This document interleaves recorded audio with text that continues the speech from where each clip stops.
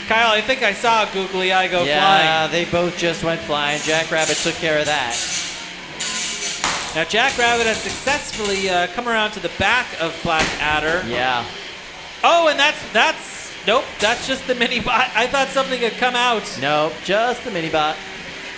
Oh, and that mini bot looks wrecked, Kyle. Not a happy mini-bot. Blackadder is back on its feet, but that weapon doesn't look like it's running the way that we typically see Blackadder's weapon. No, it's definitely having a harder time getting up to speed for some reason. And really, Jackrabbit has successfully stopped that weapon by really cutting off Blackadder's size of the box. Nice. Yeah, Jackrabbit just dominating this fight so far. Drew Davis, his driving skills on full display here. I feel like we've really watched Drew over the past few Norwalk competitions just become more and more aggressive of a driver, more opportunistic of a driver. Oh, that's not good. Seems like the weapon on Blackadder is still going and the weapon on Jackrabbit is just twitching. Seems to be some belt tension issues there.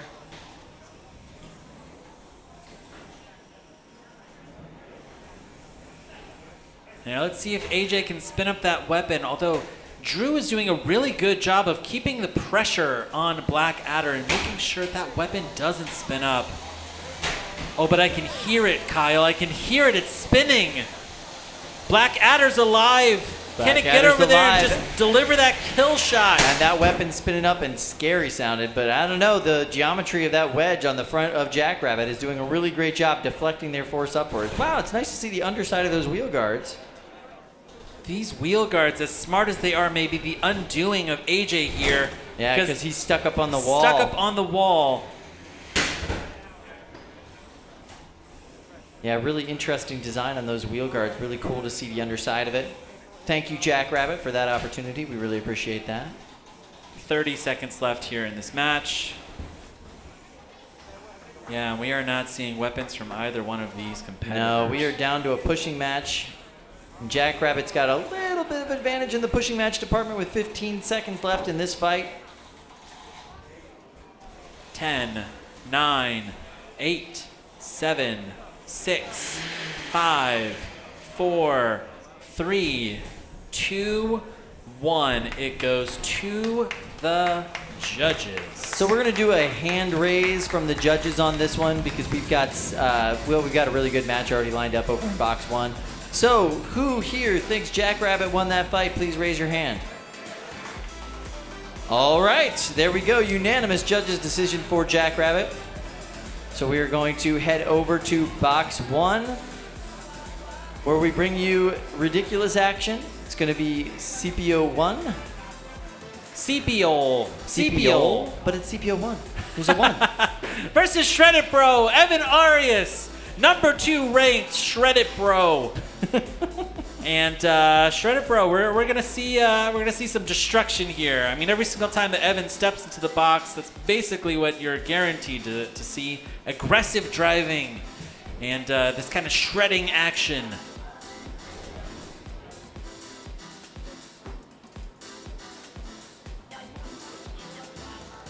All right, so CPO 1, CPO has been to many, 5 events here in Norwalk Havoc. This is their first time facing Shredded Bro.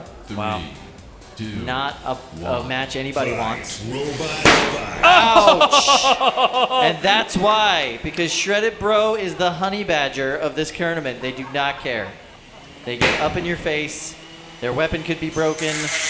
They could be missing their entire top plate and bottom plate, and they will still try to destroy you. Kyle, it's remarkable. Shredded Bro's weapon is down, but it is absolutely aggressive. Yeah. And look at all the wood that's in the box. Yeah, it looks like part of the side rail actually just got ripped up by CPO's weapon. Shredded Bro shoved that weapon into the wood and chunked up a huge piece of that hardwood side rail. Side rail's there to just make sure that that bottom part of the box doesn't take up too much damage, and it's also usually made out of harder wood so it can absorb those hits from these high kinetic weapons.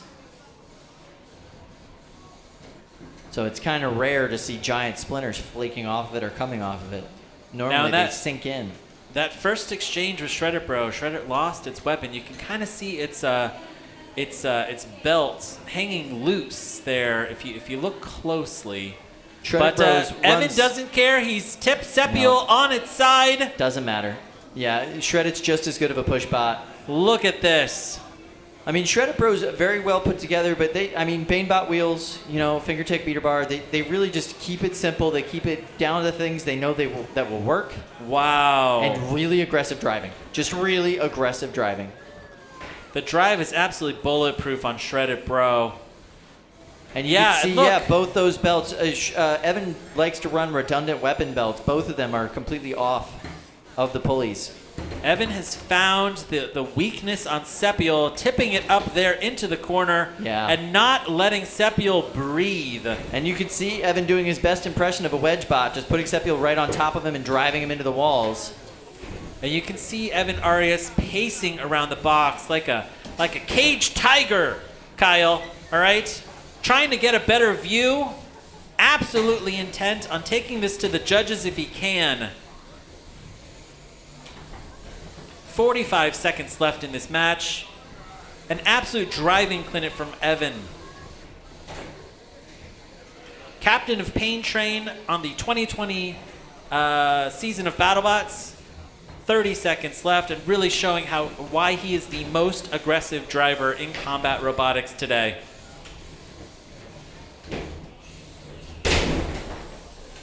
Yeah, this will go to the judge's decision. That's not typical for Shredded Bro. Typically, Shredded Bro either knocks him out or gets knocked out themselves. Oh, I'm convinced if Shredded Bro had that weapon going for another 5 seconds, Would this may have been so a very here we go. different match. 6, 5, 4, 3, 2, 1. That's the end of this fight. Power down those weapons. Head over to the door. This one goes to the judges. Evan Arias is clearly pleased with that performance, and why not? What great driving. All right, let's start with you, Don. Your thoughts on this fight. Sepiol versus Shredded Bro. Well, during the very beginning of the match, I don't know if Sepiol 0-1 broke the weapon on Shredded or not, but it's damage. But Evan did a really good job controlling the match with control and aggression, not letting them, giving them a chance to spin up. For that reason, Shredded. All right, we've got one vote for Shredded Bro. How about you, Jack? Yeah, I'm also in the camp of giving it to Shredded Bro. They were all over Sepiol, and just even with a broken weapon, didn't give him a chance to do anything. All right, very good. Yet another judge's vote for Shredded Bro. How about you, Andrew? Yeah, so I'm going to go with Shredder Pro on this one as well. It seems like Evan was able to stay on Sepiol, and that weapon couldn't get back up to speed. So, yeah, that was a lot of control and a lot of aggression, despite not having their own active weapon 5 seconds into the fight. Amazing. Kyle, Evan Arias and Shredder Bro has done it. All right. 2 minutes, 58 seconds of no weapon, and still won the unanimous judges' decision. Round of applause for Evan. There you go. All right.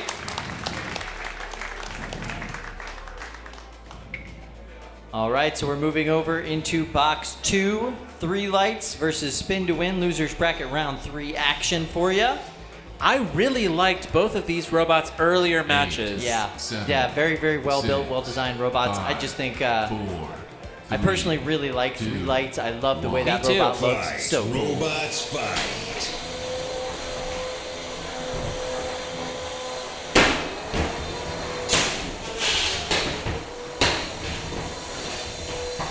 Three lights, the red robot, this articulated saw, is built by Brendan Metz from Chicago, Illinois. So Brendan came here all the way from Chicago to build this, to drive this custom robot of his. And I am, whoa! Wow. Oh my God! Spin to Win just ripped off those tiny little forks on the front of Three Lights. Now, as a control bot, you want to keep those forks on for as long as you can, and Three Lights has lost them here in the first 60 seconds. And Kyle, Three Lights now is down to 3 wheels. Yeah, that is not the place you want to be. I'd also like to point out that there are 2 lights. This is a dismantling by Spin to Win. Look at the front. Like, that whole front is just cracked on 3 lights. 3 lights, to its credit, still doing as much as it can, getting that arm aggressively out there, trying to get hits where it can. Obviously, it's very short on mobility right now. Kyle, we've got to count the wheels. I think we're down to 2 wheels on 3 lights. Yep, just those front 2, and that one on the right-hand side isn't making that much contact with the floor anymore. Kyle, if you're watching with kids, just shield their eyes. Oh, man. And you can see that right-hand side of the armor and the body just completely separated on 3 lights at this point. This is brutal. Oh, and I see like what looks to be a battery just being dragged by 3 lights. Yeah, I do believe that is what that is. There's just 60 seconds left in this match. When will 3 lights call it? Now, in other competitions, if a battery comes out of the bot, they shut it down. Here at Norwalk, we have that negative pressure system inside these bots. So if a battery catches on fire, then we can get rid of the toxic smoke. So therefore, for us, that's just part of the show. Kyle, the voice of God has spoken. Show motion. Show motion. All right. Here we go. The countdown has started. Oh. Show motion. They really want you to show us some motion, 3 lights. But they couldn't. Look at that. There are 2 lights. And look, a tiny bit of smoke that's coming out. Knock out. All right. Yeah, watch out about that battery. Once you open that up, that could be dangerous. Yeah, you gotta get that in a container right away. There is safe. All right, do not open the cage 2. So we're going to send over the safety crew. These plumes of smoke might turn into fire here shortly. Yep. And this is I why we have Jim the box. running. This is why we have these boxes built the way that they are. It can contain this smoke and contain this fire. You can see that smoke is already dissipated. Normally in these situations, it would just be filling in there. We were hoping that it would explode. It would have been more fun. So they're just going to go in there and clean all that up, make sure that we get all the toxic smoke out of there. Looks like they're bringing over the can fight. of sand. They're going to throw that battery inside of the can of sand. All right. That's the proper procedure. On over to cage 3. Oh, my God. Okay, and we're going. And we're starting. Yahoo Megatron with Megatron. the box rush. Yep, Megatron goes into the box rush, and there we go. Big top attack down on Yahoo. Yahoo's the big drum spinner. Megatron is the overhead Sawbot. That was a fast box rush from Jameson Go. They're running with their hammer saw dragon blade configuration. But Yahoo is not afraid to bring the fight straight to Megatron. No, Yahoo is very low to the ground. It's a very well-designed bot. I see one of those forks is gone on the front of Megatron. And the other one is completely bent up. Wow, this is unexpected. Oh, huge hit from Yahoo. Yahoo doing everything that it's supposed to do right now as far as keeping Megatron on the defense. Megatron, one of the most feared 30-pounders in the world. And it is going toe-to-toe with Yahoo. Undefeated so far in these Norwalk competitions. Megatron's got its work cut out for it here to come back from these first initial impacts.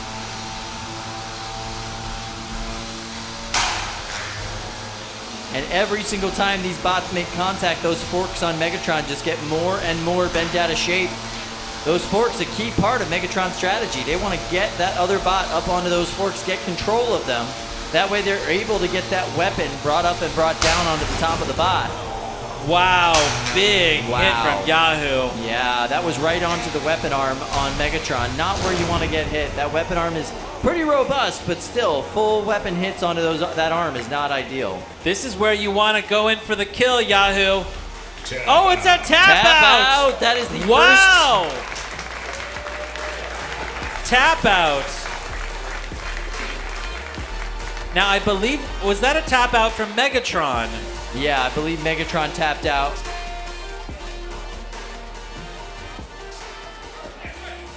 Wow. All right. Yeah, Yahoo wins is the that winner fight. of that fight. Jameson Go gets kicked down into the loser's bracket. Yahoo's the highest placing bot in a Chinese competition. Wow. It is doing very, very well here. That was a great match. Yeah. Yahoo from Boulder, Colorado. Also, fun fact, that robot administers my personal email address. Wow. Yeah. That's wonderful. Yeah. I got one last year, all right? Last year? Yeah, I finally got email. And you went Yahoo. Yeah, I went with Yahoo. It's the leader. I'm just, that was so boomer of you. 4, 3, 2, 1. Fight, robots, fight. All right, so we've got Ratfish versus Shredded Lettuce. We're in round 3 losers bracket action. Ratfish, very interesting lifter bot design. Oh, and Aggressively Kyle, we're driven. seeing much more aggression from that lifter in this match. Yeah, this is a lot more like its first match today. That very aggressive driving, very aggressive action from Ratfish. And once again, Ratfish stuck underneath the side rails. That's a big problem with those forks on the edge of it. It gets stuck under those side rails anytime it gets over anywhere near the edge.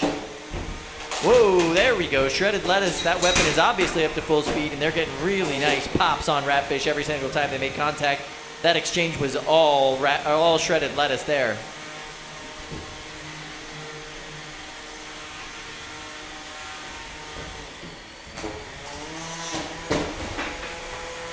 Wow, you can see a little bit of... Oh, there's the whole wheel for Ratfish! It was just a matter of time before that happened, really. I mean, Wow. Shredded Lettuce was at full speed next to those wheels for a long time. There were so many close calls, and that finally lost one of those wheels. That is not where you want to be with a control bot like Ratfish. Now, Shredded Lettuce is trying to get around and peel off that last wheel on Ratfish. Yeah, ending this in a knockout is definitely where you want to be at this point in the loser's bracket. Just keep the Oh, other bot. they're hitting that tire. They're trying to. They're absolutely picking their angles here in this fight.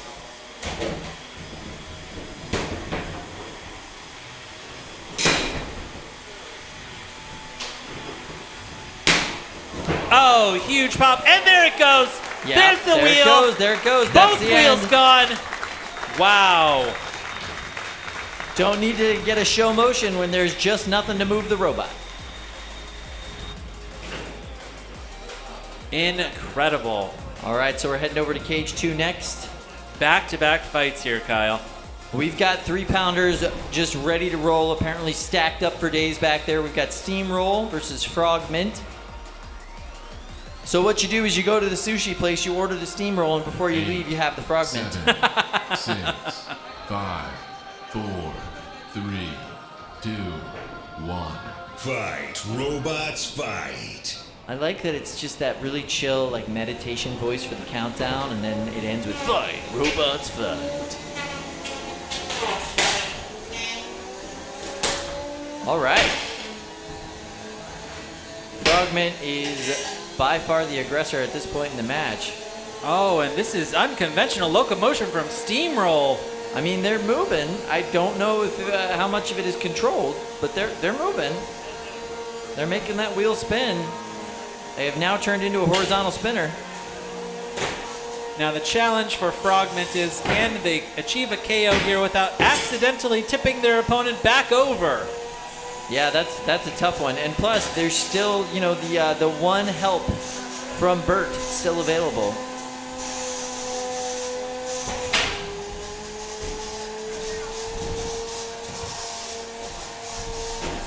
Interesting fact, Frogman has actually never gone the full 3 minutes in a fight. It's either gotten knocked out or been knocked out, or it's knocked out its opponent in every single fight that it's been in so far. Yeah, I don't know if this one's going to go the full 3 minutes, Kyle. I kind of think it might not. All right, now did I miss it? Did Bert help out Steamroll yet? Yeah, I believe That was the help? That's what you call help? Listen, I told you, Bert is not the nice brother. Brett, a little bit friendlier, a little bit more helpful. Bert, not so much. Wow, there we go. All right. Now with 1 minute and 20 seconds left, Steamroll is back on its feet, but can it move?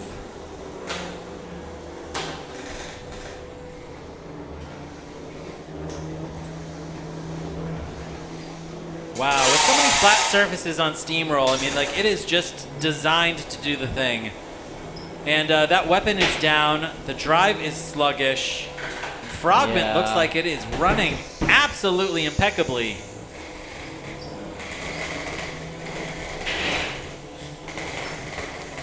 45 seconds left in this fight. Frogman's weapon has spun down. I don't know if that's a choice from the builder. It looks like it might be. Might be, yeah. I mean, they'll definitely want to show that that weapon is working at the end of the fight in case it goes to the judges. It seems like it might. It appears as though the weapon on Steamroll is completely down. I see the belt kind of hanging off of the shaft there. 20 seconds left here in this match. Although it really seems like this is going to be an easy judge's decision. Frogman's first judge's decision at Norwalk.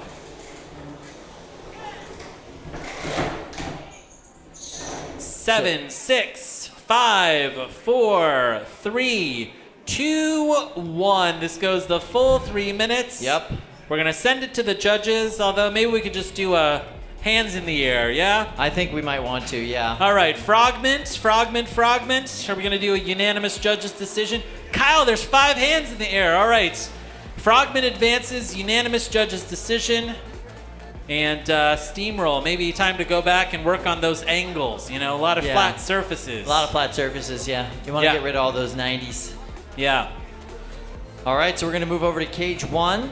Cage 1, we got 2 bots loaded in. Let's see, we've got 8, Division versus 7, Professor 6, Hex. 5, 4. We saw some great performance from Division.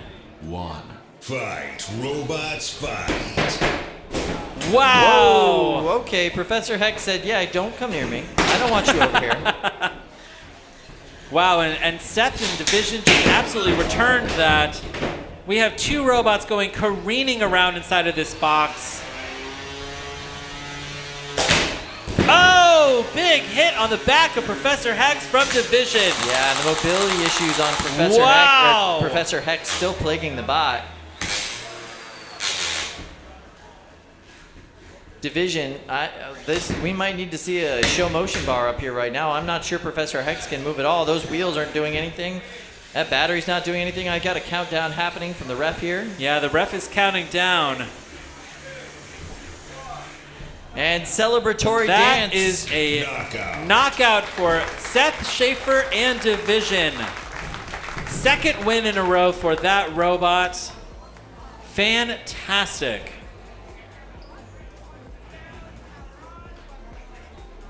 Now with Seth Schaefer, you know, and Division, you know, what you're looking for is absolute chaos in the box, and that's what you typically see. But here we saw absolute control in that match. Yeah. Just corralling his opponent into the corner. Yeah. Keeping it there. Even when he went in for the attacks, it was very much so just a guided attack. It wasn't like full send in. It was like, okay, I need to show the judges I'm making contact, I'm doing damage, but I'm not going to fling myself away. It was really well done. We're seeing sophistication, growing sophistication from Division, which is really, really great to see. Seth is one of the best builders here. I mean, we absolutely love watching his YouTube channel, following along with his builds, following along with his work on Bloodsport, the heavyweight.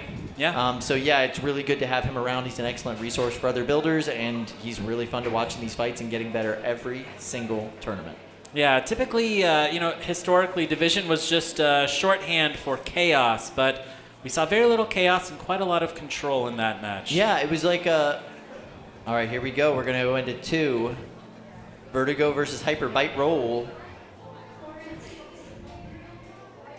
8, 7, 6, 5, 4, 3, 2, 1. Fight, robots, fight. Okay, so we're already starting with a little crab walking action from Vertigo here. That's not a good way to start the match off. Hyper Bite Roll seems to be moving around just fine, but not so sure about the weapon. It wants to spin. It's trying to spin. Seems like a slow spin from Hyper Bite Roll. Hyper Bite Roll has really been plagued with mechanical issues this whole tournament. And a no spin from Vertigo. No, none at all.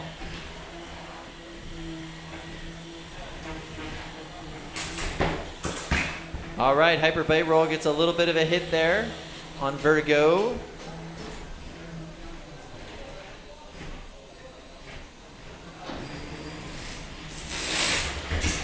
Oh, good pushing from Hyper Bite Roll, pushing Vertigo right into the corner. We have not seen great drive or great weapons from Vertigo. It looks like there may be a wheel on the floor. Is that a wheel from Vertigo? No, Vertigo's got both of its wheels. Maybe it's just a piece of foam. Who's got foam, Kyle? I can't really It's the mystery of combat robot competition. When you see a piece of foam come flying off, who's that from? Vertigo's on its head. Able to drive around. Yeah, a little friendly fire from a Hyper Bite Roll on its mini-bot.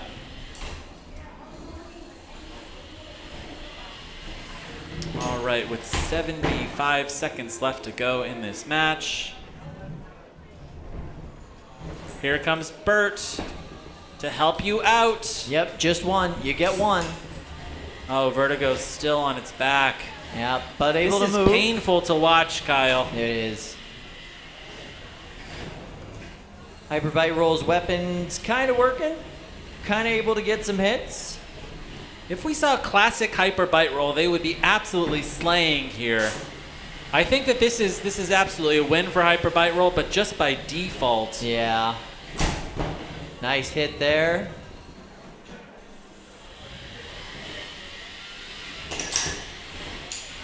And Hyper Bite Roll's mini-bot has successfully high-centered Vertigo.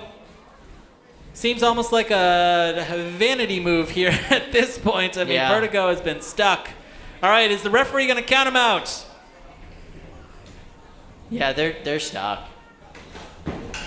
Wait, Oh, what? That was that's an the extra second help. Bert. Wow. That was an extra help. 8, 7, 6, 5, 4, 3, 2, 1. That is the end of this fight.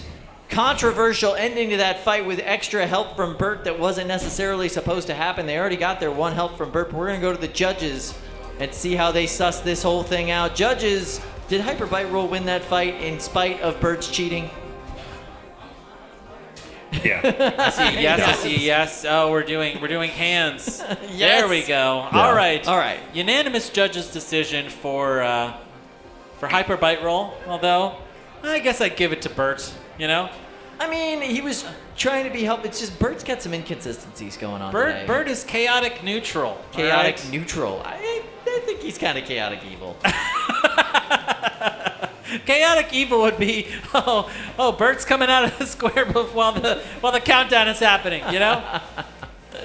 Oh, and we've got the most adorable 30-pounder here in the pits, coming right past the video. And yeah, here we've got the shot here in the pits.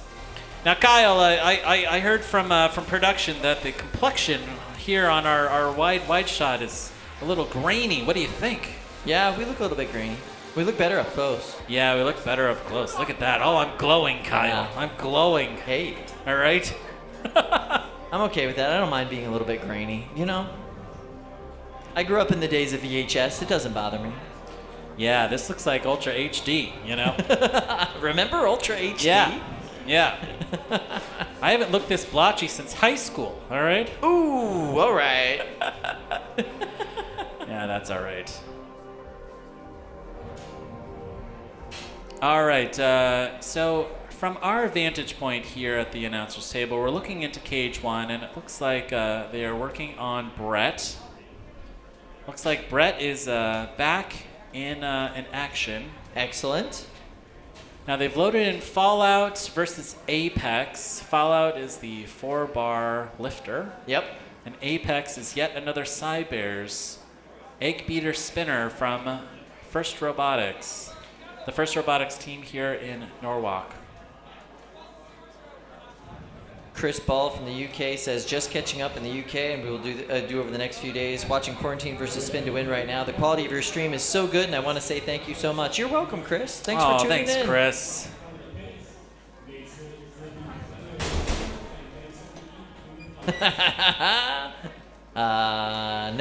No, this is not what we imagined, I don't think. All right. These drivers are ready. They're going to hit their starting buttons there. Shannon, I just want to let you know in the chat, we can see all the boxes. Up close. 5, 4, 3, 2, 1. Fight, robots, fight. Nice. Fallout and Apex in this particular match. Fallout is the 4-bar lifter.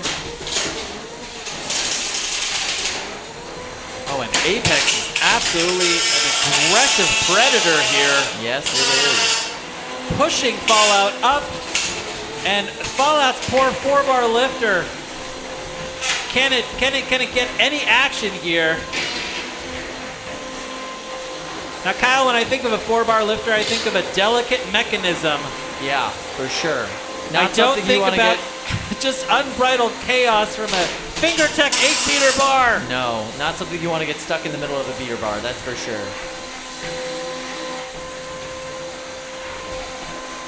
All right, it looks like Fallout has lost one of its forks, and part of its wheel guard has also been shaved away.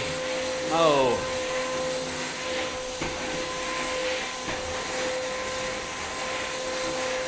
We are seeing Apex remain squared up to its opponent, but its drive seems to be a bit impaired.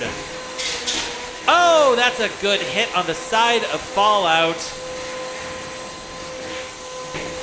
We've yet to see that 4-bar lifter lift anything at all. Oh, and Apex gets underneath Fallout and is grinding away at that bottom plate. At this point, I think the 4 bars are intact, but nothing that lifts is. Oh, there we go. Oh my God, it's done the malice, Kyle. I can't believe it. Oh, and there's this one help from Brett. Just one help. That's all you get. Brett's not allowed to help you again. If he does, we will send him sternly worded letters.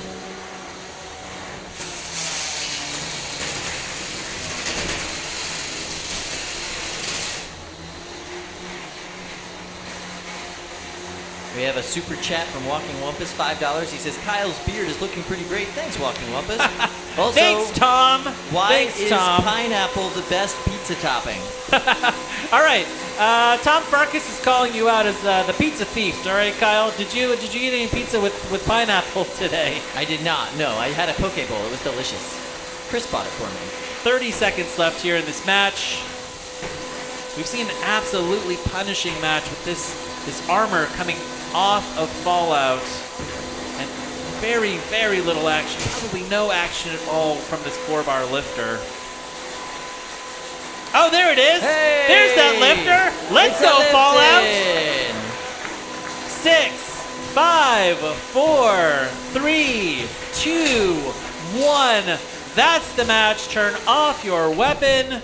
Drive to the door. Listen, before we go to the judges, I just want to say style points are not a thing in this competition, but the fact that Fallout just stopped to do a little dance. That little do like a little arm club dance. It's arm motion. In the middle of the fight, like that's some style points right there. Yeah, I like that a lot. That was pretty sweet. We got a dab from Fallout. Little dab at the end of the fight from Fallout. I loved it. All right, judges. So let's go to Jack. What did you think of that fight? Who won that? That was an extremely close one, but I would give it to Fallout personally. Because Fallout. All right. even Don, what are your though thoughts? They lost their main way of getting under their opponent, they never actually lost function of anything. Yeah, And that's true. their opponent still lost one side of drive and didn't really show any aggression past that point and couldn't really dictate the pace of the fight at all. Controversial choice from Jack Tweedy. I kind of agree with him. Really? Yeah. Nah, I disagree. What do you think, Don? Well, I think something a little different. While Apex did rip a couple pieces off of Fallout, and then Apex lost a drive side, I feel like Fallout really lost a lot of opportunity for points. He's being really reluctant whenever Fallout was just crab walking. I think, like, if he just went in and like tried to control the match after that, but he was just trying to dance around a lot. So I'm going Apex. Kyle, this is our first split judges decision of the Yep. day. Andrew, We're now in loser's bracket. You're going to send an incredibly talented builder home. Who is it going to be, Andrew? I'm going with Apex for the win on this one. It was a pretty close fight. There was not necessarily any decisive moments. It was more Apex was able to take pieces off of Fallout. Yep. And when Apex had that damage, they weren't able to that drive issue. They weren't able to capitalize on that from the Fallout team. So I'm going to award that to Apex. All right, we've got a split judges decision for Apex. The Cybears remain alive in this competition. They sure do. All right. So we're going to move over very quickly into box 2. What are we looking? That's a cardboard box, Kyle. What is happening? What's left of Sugar Rush? 3, 2. This looks like a sugar crash, Kyle. Yeah, at this time of the day, this is when the sugar crash happens. Oh no! Oh no! Kyle! I mean, it used to be a robot. Wow. All right. I just want to know where they found that cardboard. Kyle. I mean, how long are we gonna do this here, guys? I just. All right, referee, do your job. That's a knockout. Wow. Wow. Kyle, all right. Okay, that looks like a robot that I could build, all right? Woo. The Amazon cardboard box robot. Yeah, that was impressive. Okay. All right, on over to the pits. We're taking a look at Skyline. It's taken apart. All of its pieces are out there. And that is an almost 2-foot long bar. And they're going to show us the sandwich here. Now that is a machined piece of aluminum that took days for them to machine with their equipment. And they've got this plastic piece here in the middle and a second piece of aluminum, and that creates this wonderful vanilla ice cream sandwich of a robot. 14 days to machine all the aluminum on this robot. Fantastic. Now this is a team from Southern California. They flew all the way out here with all of these robots. You can see their luggage out there on the table. And they managed to fit all of these robots into that tiny piece of luggage. It's a magical piece of luggage, Kyle. Yeah, they have those things in California, magical luggage. All right, we're going into cage 1. Wicked Wedge versus the Red Hawk. Wicked Wedge. Winner's bracket, round 3. These robots remain undefeated, but one of them is going to get kicked down into the loser's bracket in the next 3 minutes. 8, 7, 6, 5. The 4, Bison-style lifter in Wicked Wedge, 2, and 1. the absolute bulletproof reliability from Red Hawk. Oh! Now, Kyle, on paper, this does not look good for Red Hawk. No, because definitely not. Wicked Wedge is designed to stop that blade.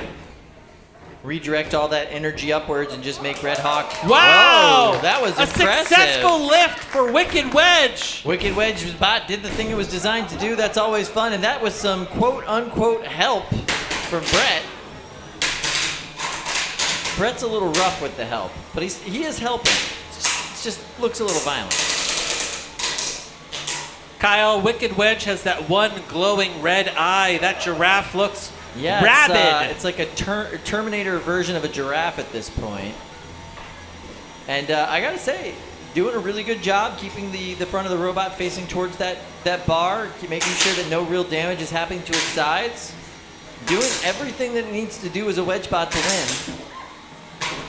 Red Hawk is really desperate to get around the front of that wedge and try and hit the side of Wicked Wedge. And what Wicked Wedge really needs to do is remain squared up and try and break that bar. That's exactly right. Either by pushing Red Hawk into the wall or just continuing to take hits to the face. It's matches like this that make me wonder how good of an idea it is to bring just as little weapon as you can to this tournament and just try to make a very tanky box. And, Yeah. it's got its advantages as a strategy. It definitely has its disadvantages. In this particular case, I think it's going to work out for them. With 75 seconds left, it looks like Red Hawk's weapon might be down for good. Yeah. Red Hawk has had a fantastic showing at this tournament so far. And Wicked Wedge is continuing to show that aggression and that control, not letting up at all, pushing around its opponent. Giving them just enough space so that they can plan their next move and go in for it. 45 seconds left.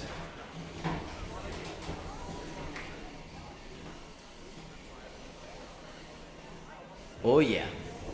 Evil Giraffe, Wicked Wedge. This evil giraffe is built by Remy de Guzman from Ann Arbor, Michigan.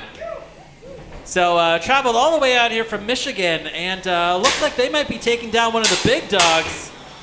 Although Red Hawk's weapon is back. Where did it come from, Kyle? I don't know.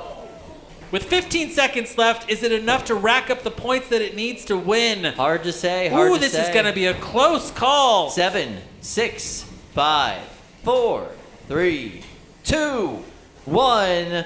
That's the end of this fight. Wow. Power down those weapons. Head to the door. This one goes to the judges. Wow, that was a real back and forth match. It really was. It was very well done. Ooh, tough call. All right, Andrew, let's start with you. Your thoughts. Wicked Wedge versus Red Hawk. Yeah, I'm going with Wicked Wedge on this one. They really controlled the pacing of the fight. They didn't get any really damage from Red Hawk's bar, and Red Hawk needed to be saved by the brick. I don't know if it was Brett or which arena we're in, but yeah, I felt like Wicked Wedge really showed what they could do with that lifting plow. Amazing. 1 vote for Wicked Wedge. How about you, Don? Yeah, I agree. Wicked Wedge had most of the control and aggression for the match, and whenever it got a pin in a corner, it used its active weapon. So, going with Wicked Wedge. All right, 2 votes for Wicked Wedge. Jack, will this be a unanimous judge's decision?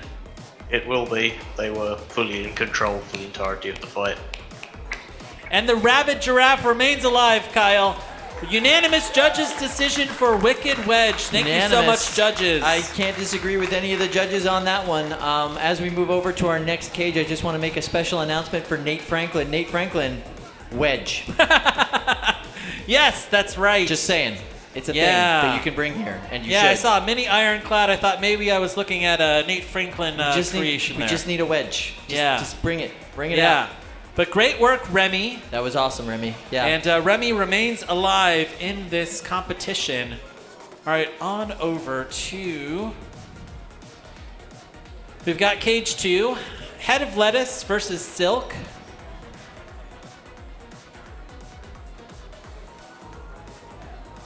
Now, Silk looks like it may be running... What is that, an undercutter? I think Appears that's to be the its undercutter configuration yep. on Silk. Head of Lettuce is a new robot, and we saw his son's robot with shredded lettuce. Yep. So we've got kind of a lettuce theme inside of this family. Maybe they like to eat salad. I know that I love a good salad, Kyle. Could be vegetarian themed family. Who knows? Who knows? And Silk is a Team WPI robot. 8, 7, 6, 5, 4, 3, 2, 1. Fight, robots, fight. Ooh. All right. Wow. So Head of Lettuce deflecting Silk over top of it every time they've made an engagement so far. Head of Lettuce is really finding the low ground here. It really is. Head of Lettuce got that big, long feeder, similar to Voxel. I wonder if Silk has made an error in choosing an undercutter without any of its forks. Yeah, that low ground would come in real handy right about now, eh? Look how wide the bar is on Head of Lettuce. Big, wide boy. I love it. Basically, anytime that it's pointed at you, it's making contact. And it is consistently getting under Silk.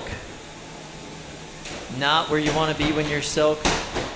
I will tell you. Oh, and I see a belt. Is that a belt from Silk? Possibly. Oh, there's banging on the Lexan. You gotta press the button. Yeah. Tap out. Be nice to the Lexan. Please tap out. We've got a super chat, £5 from Jevin Woodrow, who says, I second Jimmy Gematic. Giraffe eat banana.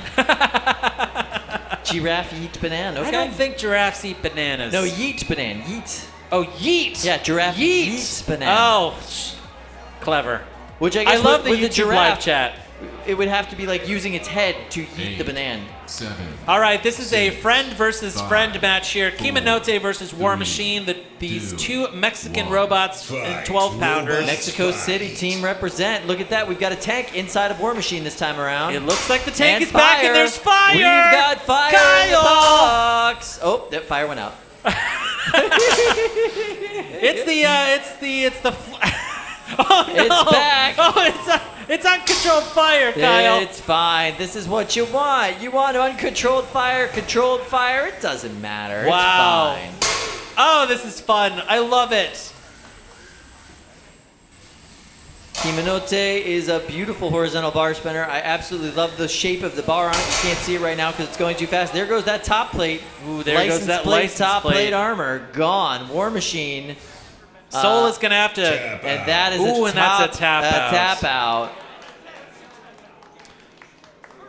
All right, looks like there's a propane leak inside of the box. Just a reminder to everybody, this is a non-smoking venue for good reason. Now, Soul is going to have to take that license plate, hammer it out so he can put it back on his car. You know, you've got to straighten that thing out.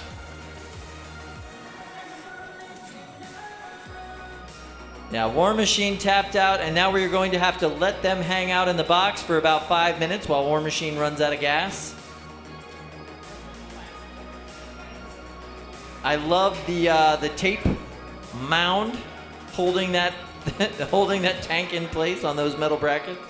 This was Losers Bracket Round 3 for 12-pounders, so Kimanote remains alive in the Losers Bracket.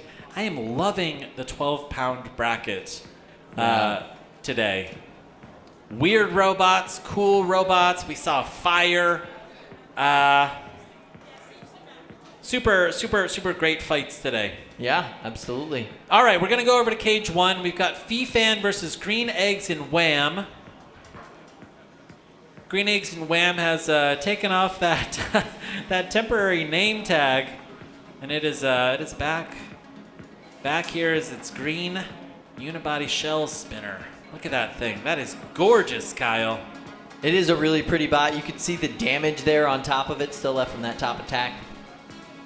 Fee-Fan, another Cybears team robot. Fee-Fan, great name. Losers Bracket Round 3. We've seen Green Eggs and Wham lose, basically, twice. Yep. Let's see if Fee-Fan can send it home 8, for good. 7, 6, 5, 4, 3, 2, 1. Fight, robots, fight. Whoa!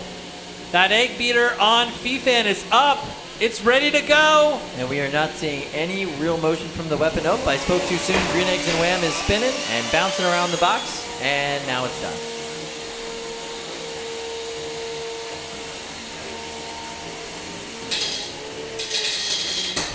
Ooh, ouch. Okay, so Fee-Fan doing what it does, just coming along and grinding away on the body of Green Eggs and Wham.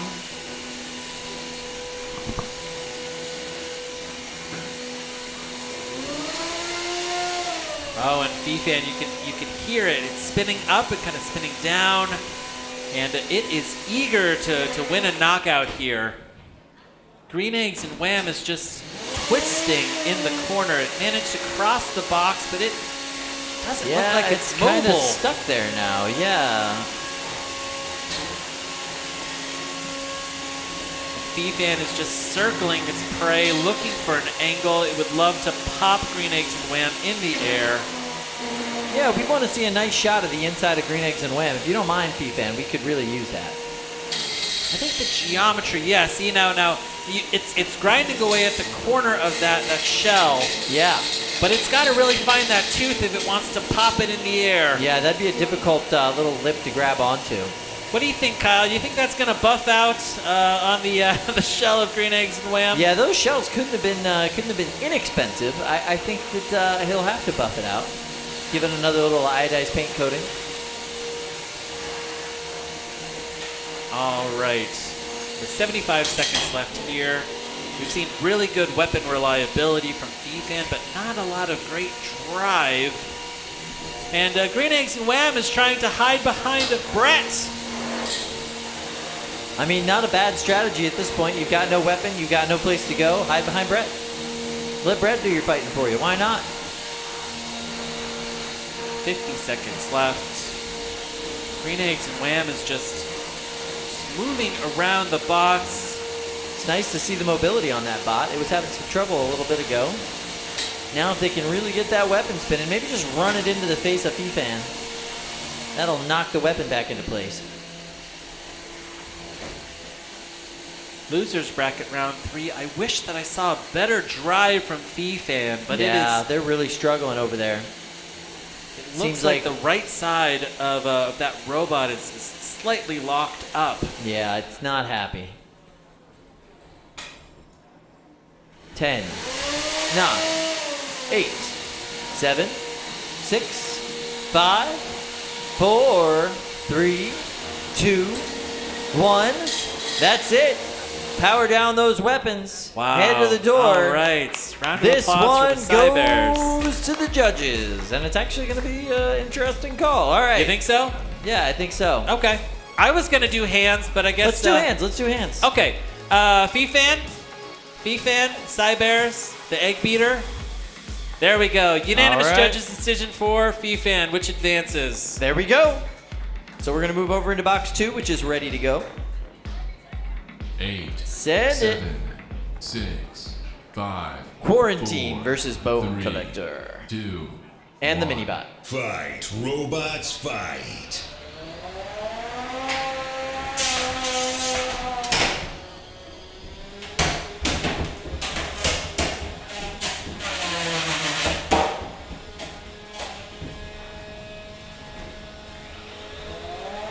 Kyle, I'm watching for the performance of the Minibot here in this match.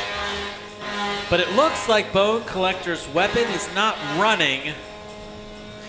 And Quarantine is stuck on its head. It's got that one bunny ear, and it's hoping to self-right violently by crashing itself into the edge of the arena. That's what it's designed to do. Now here comes Bone Collector.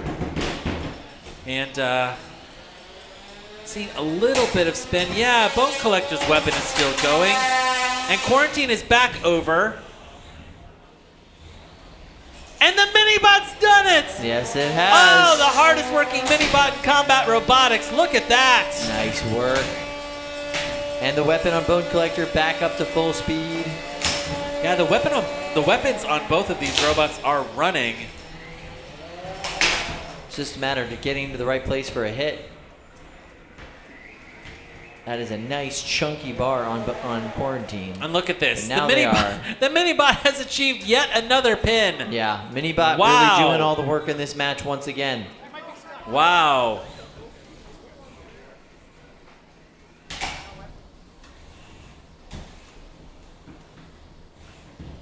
Now, Kyle, it's very silent inside of that box. Yeah, no Both weapons of those are up weapons and running are right down. now.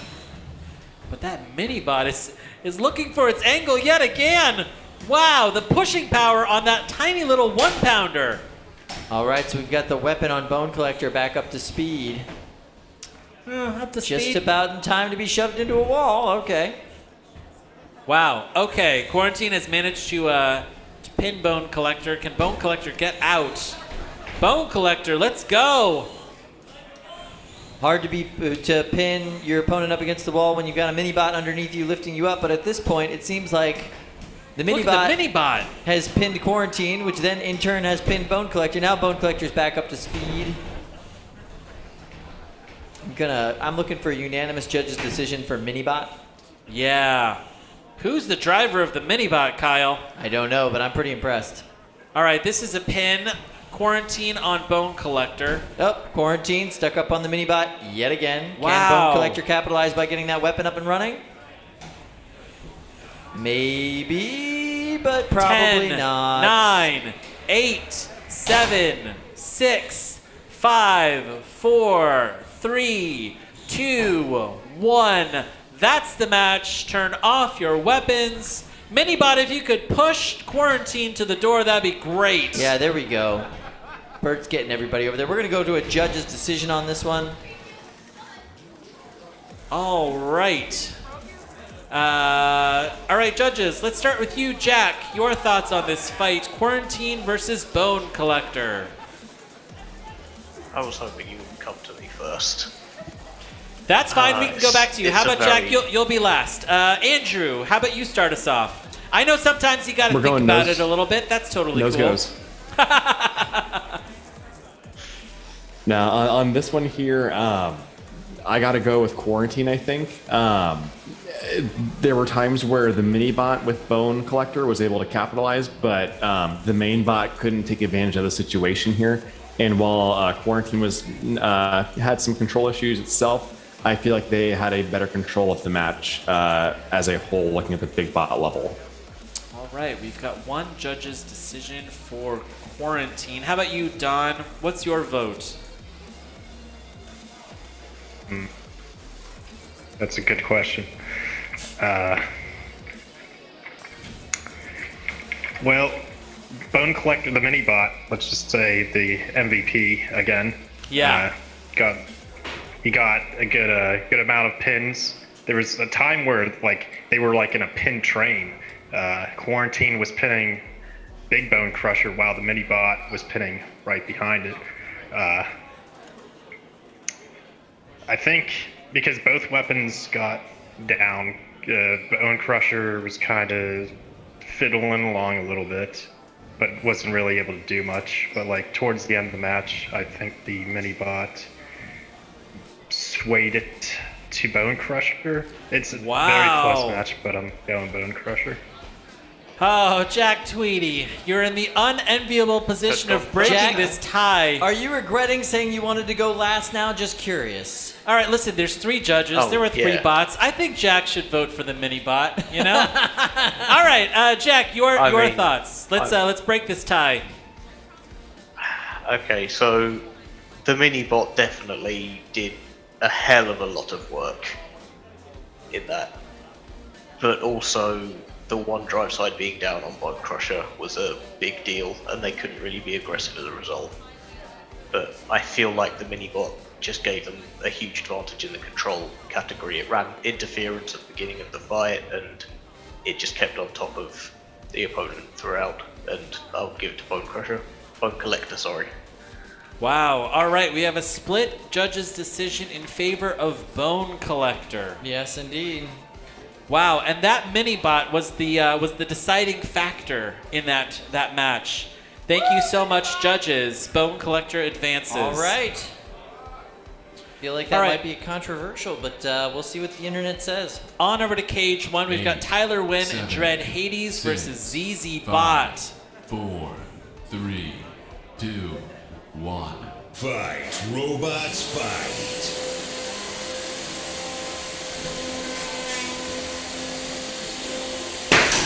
Whoa! Okay. Big hit from Dread Hades. And it looks like ZZ Bot's weapon is asleep. Oh, But look at that! Kyle! Nice work from the mini-bot. They just got inside there, so we get one bit of help from Brett. And that's it. If that mini-bot's able to do that again to Dread Hades does not get to play this game anymore. Also, if that top plate, which is very heavy, thick steel, falls on top of Dread Hades, that's not good either. All right, Dread Hades is back on its feet. It's used up its one save. ZZ Bot's weapon is down. Nah, is it? you spoke to... Nope. I think that Dread Hades may have hit the weapon so hard that it spun Oh, that momentarily. makes sense, actually. But yeah. I don't think that weapon is powered, Kyle. No, We're going to it's- have to see.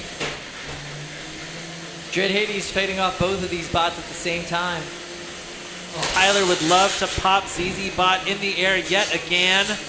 That weapon is absolutely sounding impeccable on Dread Hades.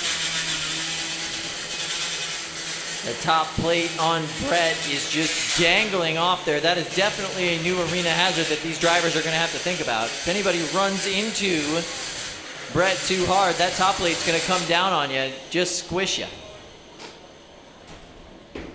That top plate on Brett is looking sketchy. If I was one of these robots in here, I would not want to see that huge piece of metal come sliding down on top of my weapon. No. No, not even a little bit. So as we see, Dread Hades is just taking its time, taking the hits it wants to take, dealing with the mini-bot when it wants to deal with it. It's a casual robot fight at this point. Dread Hades is driven by Perfect Phoenix Captain Tyler Wynn, the youngest BattleBots captain ever.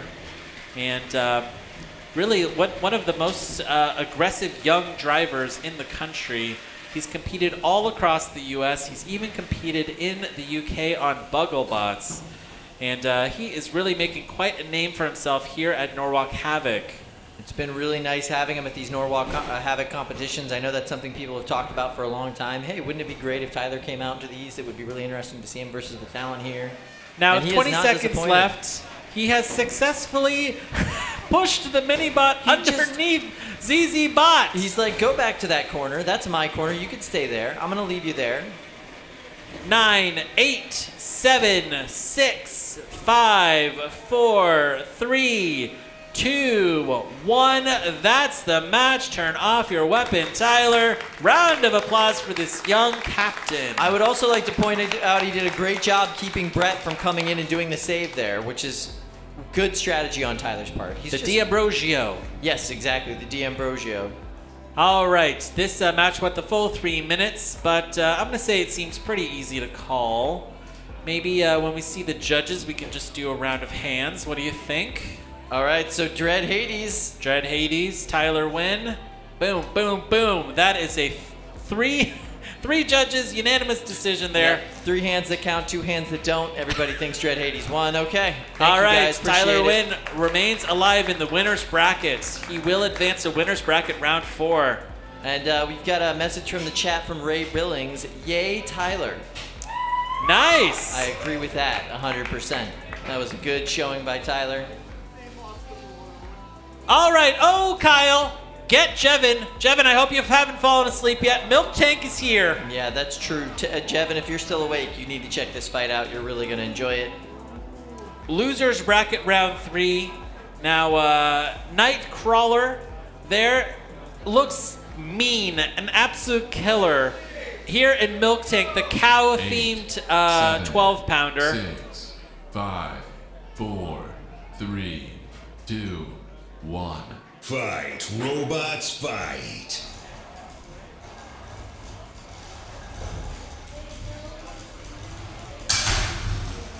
Oh, big hit there from Nightcrawler. Oh, I see a wire coming out of the back of Milk Tank. Yeah, none of that's supposed to They be have outside successfully of the box. cut through that white duct tape on the back of that robot. Yep. And it looks like this cow might be dead. All right. Wow. We're having steaks after this, guys. Milk Tank will always hold a special place in my heart, and I want to see it come and compete every single Norwalk going forward. Yes, absolutely. All right. On over to Cage 2, we've got Samurai versus Adrift. 8, 7, 6, 5, 4, 3, 2, 1. Fight, robots, fight.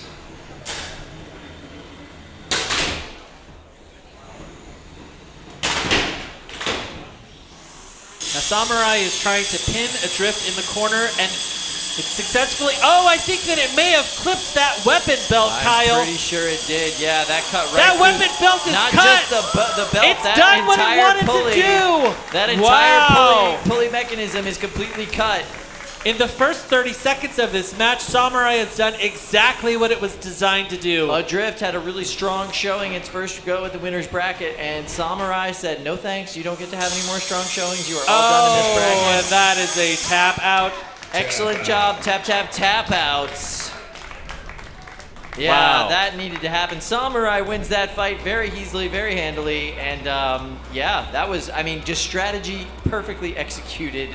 You can't do any better than that as an overhead attack bot. That was very well done. Nice That work. is the move that you dream about if you have an articulated saw. Yeah. I'm Coming going to right face down. an opponent, and I'm going to pick that exact moment, that exact part to go after, and I'm going to cut that belt. Adrift is going to have to fix its pulley. It's going to have to get a new belt before it's able to compete in Right. the loser's bracket, and that is because Samurai's strategy was just executed perfectly. Perfectly.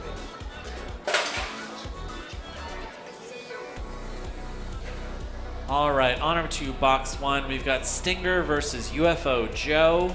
Losers bracket round 3. Okay. Whoa! Hey, Brett, what's going on, buddy? You okay? Brett is having a bad day. Just. Okay. Just making sure the top is on. That's what that test was for. Oh, smooth. I like that. Yeah, smooth save so there. that was confirmed. The top is on, Brett. Thank you. And my pants are still dry, so we're good. All right, so UFO Joe versus the Stinger. UFO Joe's having an interesting time today. 6, 5, 4, 3, 2, 1. Fight, robots, fight. Stinger up to full speed coming in for the box rush. They do not want that weapon to go. Oh, wow. That weapon didn't even get up close to full speed on UFO Joe, and they still knock Stinger clear across the box. That's a 4-pound weapon, what you're seeing right there on UFO Joe. You'll notice this teeny tiny mini-bot that you could barely see running around the arena. The reason that mini-bot is there is to give the weight bonus to UFO Joe. UFO Joe is nearly 6 pounds all by itself. Exploiting the 2 weight bonuses allowed here at Norwalk Havoc. He's got the multi-bot bonus of 1 pound, and he's got the walker bonus of 2 pounds. That's how you get a 6-pound, 3-pound robot here with the Norwalk rules. And right now you have a 6-pound non-moving brick over by the wall. They're getting their 1 help from Brett. But that bolt that's there, that shouldn't be there. That bolt should be inside of Joe. Show motion. Yeah, show some motion, UFO Joe. And now Stinger's just doing a little victory dance over in the corner. UFO Joe is stuck in the corner and no movement. We got a countdown happening from the ref. 3, 2, 1. That's a knockout. UFO Joe is knocked out. Stinger wins the fight. They will be moving on to losers round 4. Losers bracket round 4. Stinger, brand new robots built by Zoe Lambert from Southern Maryland, rookie builder here, and having pretty good success With her both 3-pounder, of yeah. her robots. Yeah, having much more success with the 3-pounders. Now we're going over to cage 3 again. We got Bobby. Oh no, Bobby. Versus Drunken Peasant. Bobby, losers bracket round 3. Bobby, how did you find yourself here? Drunken Peasant is just covered with tape, duct tape. Yeah, lots of tape armor, gorilla tape. It looks like. 8, 7. Oh, look at Bobby. 6, Bobby 5, doesn't want to do this. 4. Bobby just wants to go home. Yeah, he looks skeptical. You know, Fight, like what? Why is this robots, happening? Bobby, I'm sorry. The way to go home is through a golden dumpster. You got to win this to go home. Wow. All right. Now, it looks like Bobby's weapon is not spinning. It's spinning now. It's spinning now. Oh, no. Drunken Peasant. That weapon is fully spun up. The Drunken Peasant is desperate to try and attack Bobby's giant wheels. I mean, good luck with that. Oh, Yep. Jonathan Clark is beginning to peel away those pieces on Drunken Peasant. These two competitors are just circling one another with glancing blows. That was a big one.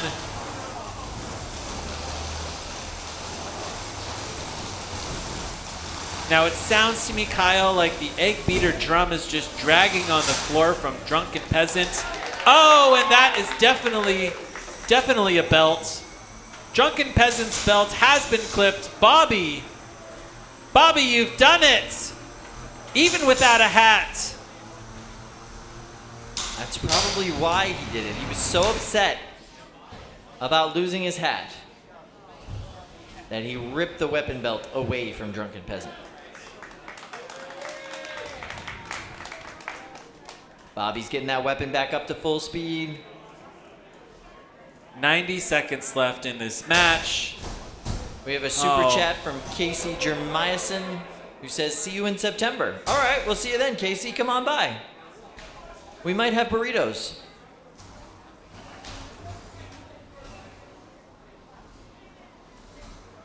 Now it looks like the right side of the drive on Drunken Peasant isn't really running as well as it should. It's not happy. Seeing a tiny little bit of crab walking there. Poor Bobby, he's got to go home and think about what he did today. You know, this match is going to haunt his dreams. Jonathan, if you win today, you know, I hope that you use some of your winnings to buy Bobby some therapy. Look at this. He's gonna need it. 30 seconds left in this match. This is a huge pushing match now. I don't see Bobby's weapon. No. 20 seconds. Trying to get back up to speed, but is having Bobby's a hard weapon time with running? That. Is Drunken Peasant running at all? All right, I'm hearing from the ref, show motion on Drunken Peasant. Show motion. Now, is Drunken Peasant going to beat the timer? 5, 4, 3, 2, 1.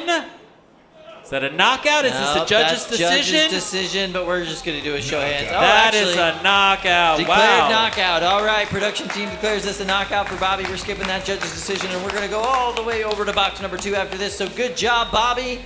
Congratulations. Good job, Bobby. Congratulations on your win. Bobby's got that 1,000 yard stare of a man who's done terrible things. Yeah, I don't know if he's proud of it. I don't know if he's proud of what just happened. All right, honor to Cage 2, winners bracket round 3, Nibblema versus Valinor. 8, 7, 6, 5, 4, 3, 2, 1.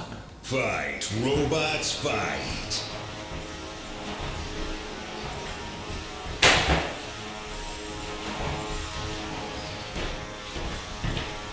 All right, Nibblema, you know that Nibblema is the nibbler because it has so many teeth.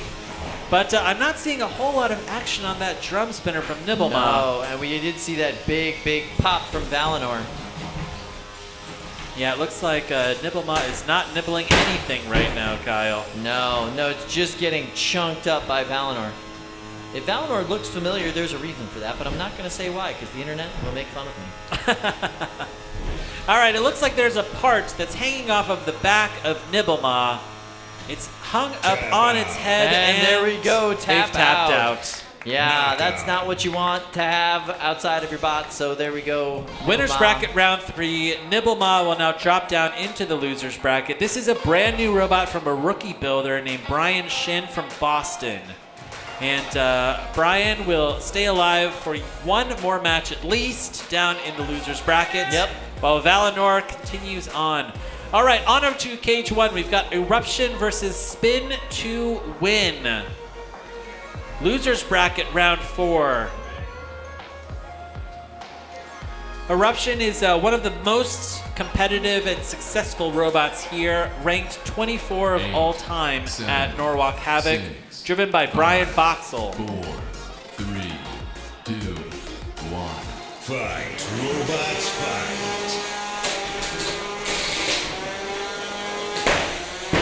Wow, big pop there on Spin to Win.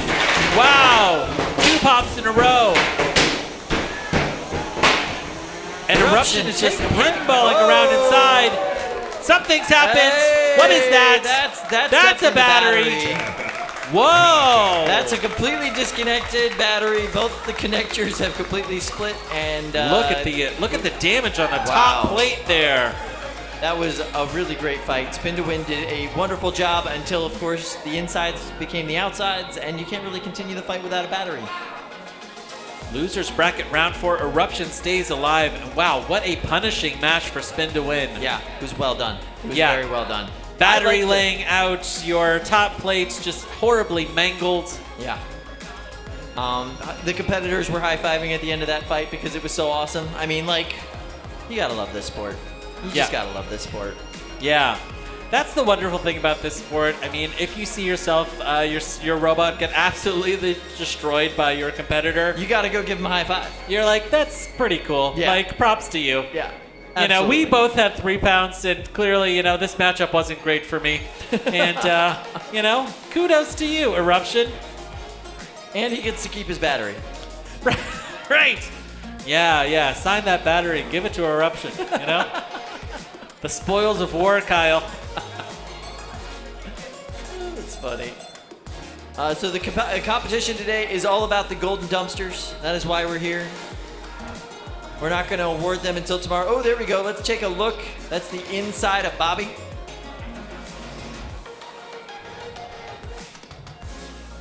Yeah, I feel like inside of Bobby's head just must be just nightmares, you know?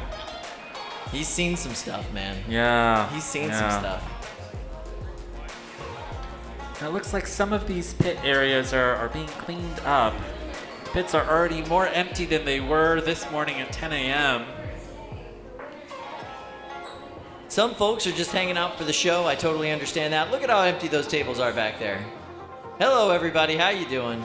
A great big wave from everybody. The camera is right above the TV back there in the pit, so you literally see yourself and you're like, I gotta do something. I gotta do something to that camera. Now, standing there in white in the back, we see Project Liftoff. I am so stoked to see this robot one more time in the box. It's such a cool robot. And proudly displaying the Mexican flag in the back there, that's Soul and team from Mexico City. It's so nice to have international competitors back out here. Very cool. All right, Voxel versus Polywog. We're going with some classic Norwalk Havoc action right here. Fight, robots, fight. Two of the most successful bots to ever enter this competition. Both of them made it all the way to the finals last time around. Polywog was able to pull out the win.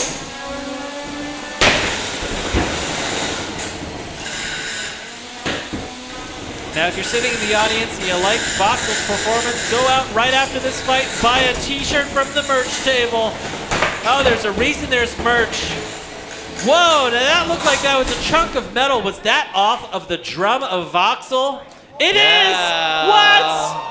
Polywog cut right through that drum! Wow! Okay. Well, that's not supposed to look like that, folks. Kyle, that'll just buff right out, right? Yeah, you know. You could just kind of Gorilla Glue I was gonna that say, together. We'll get some Gorilla Glue back out here, maybe some sticky tack. We'll put that back together for him. Yeah, wow. So Polywog wins that fight. Yeah, I'd say. Voxel's gonna need a new drum.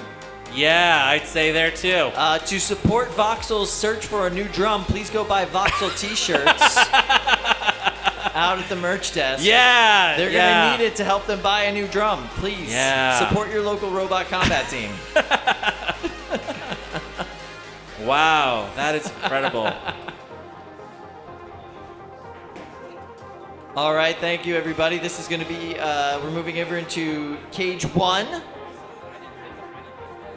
So Oh loading my God. into Cage Kyle, 1, guys. Silent X. Get hyped. Get hyped. Silent X versus Honeycomb. So check this out. These two builders are getting ready. They're getting everything prepped. Safeties are coming off. This is just important to see the safety procedure as they go through this. Honeycomb is built by Ray Lopez from Austin, Texas. And I'll tell you, in 20 years from now, Ray is going to be telling his kids about the time that he was beat by Jameson Go and Silent X. All right, guys. So let's go ahead and give a round of applause for these two competitors before this fight. It's getting late in the day. Yeah, Silent X. That's what we want to see. Give them some energy. Give them some love. Let's give them some respect. They've been doing this all day, too. They've been working their brains. They've been working their fingers to the bone out there to bring you these fights. God, I feel like we're watching Roman Roman arena fighting, and we're feeding humans to a lion here. All right, let's go. Oh, here we go. All 7, right. Silent 6, X versus Honeycomb. 4, 3. Keep in mind, Silent X is actually a walker. Robots It's got a 2-pound weight bonus. Whoa!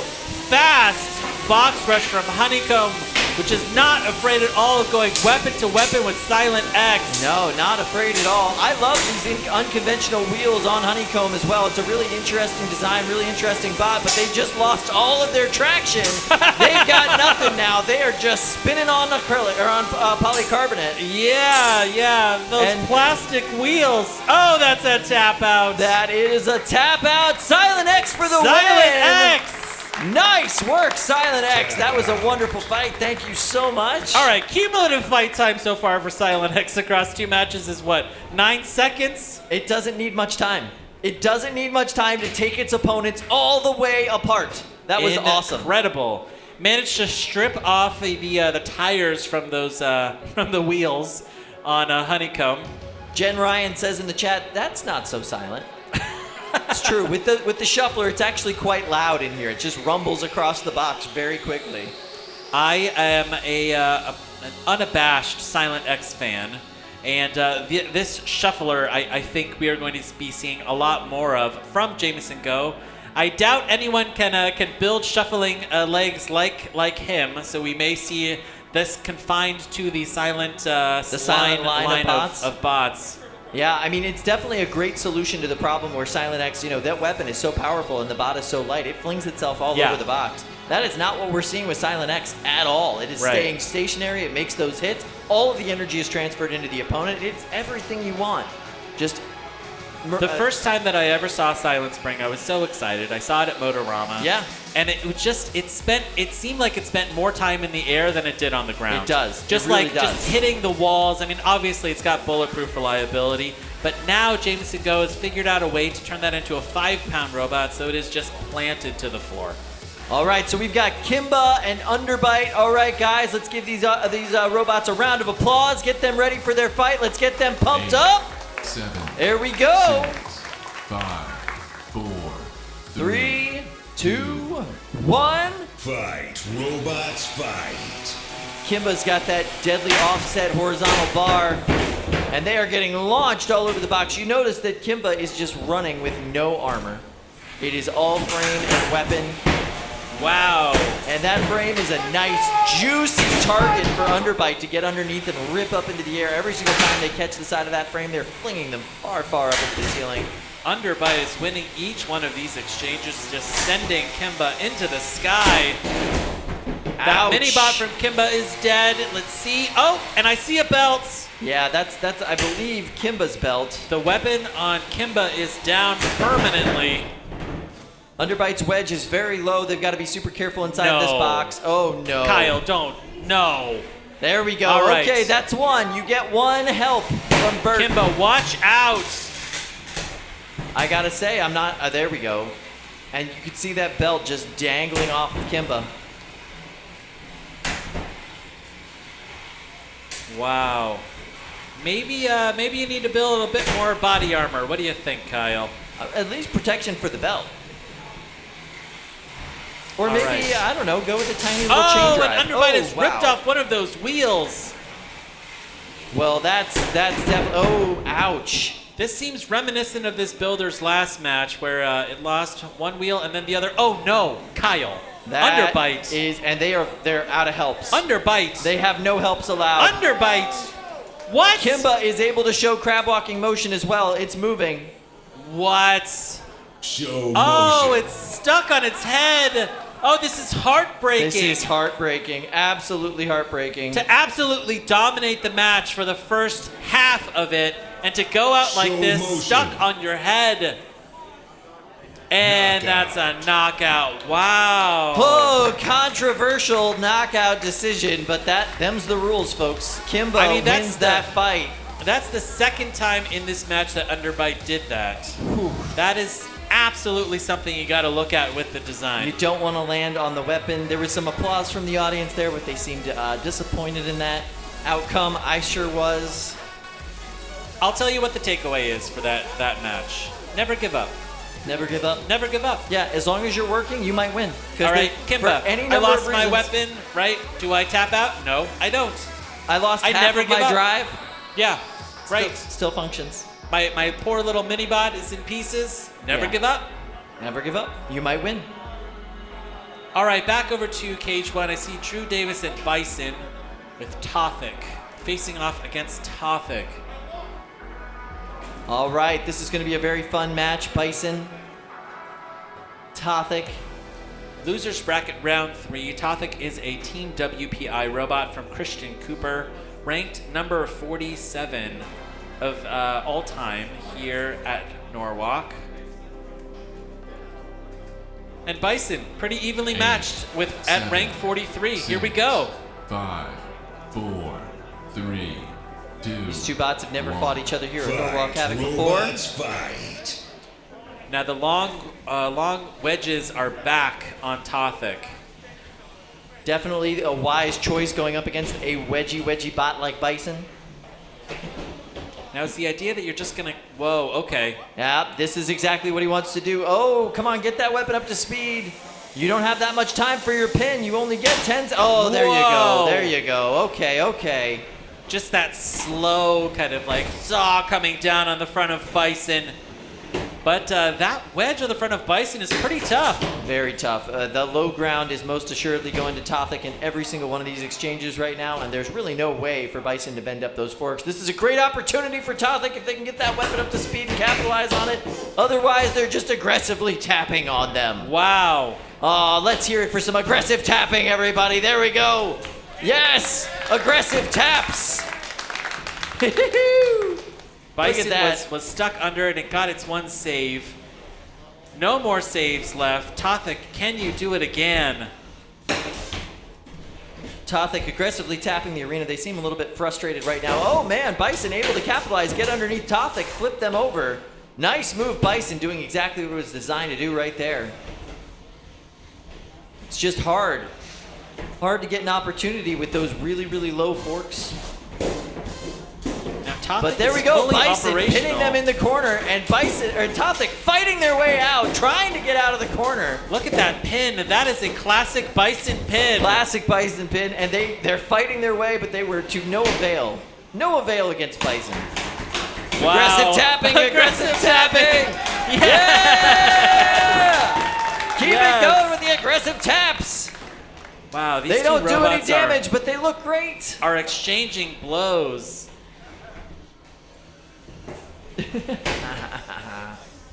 60 seconds left here in this fight. Bison has now pushed Tothic up against the corner. Wow, they are going back and forth here. There's a reason why these two robots are ranked similarly.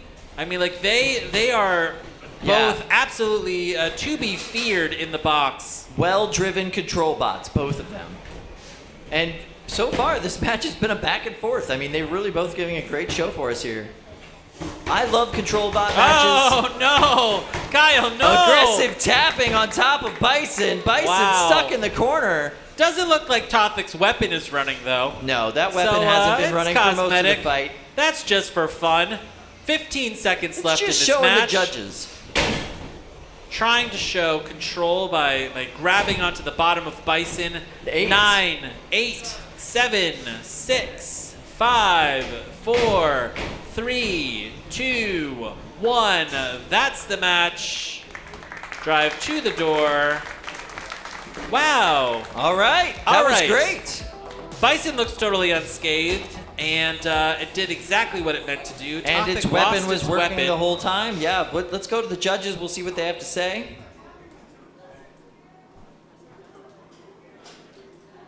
All right, judges, that was a back and forth. I don't know who I would go with here, but I'm easily swayed by people smarter than me. So, Andrew, how about you start us off?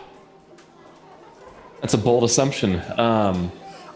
On this one here, this could be a real coin toss. I'm going to go with Bison on this one, as they both had some really nice pins with each other against the wall. But to see Tothic's weapon work for that first hit and then not see that spinner ever again for the rest of the fight, to me, that that's some level of damage if they can't use their primary weapon. Yep. So I'm going to go with Bison on this one.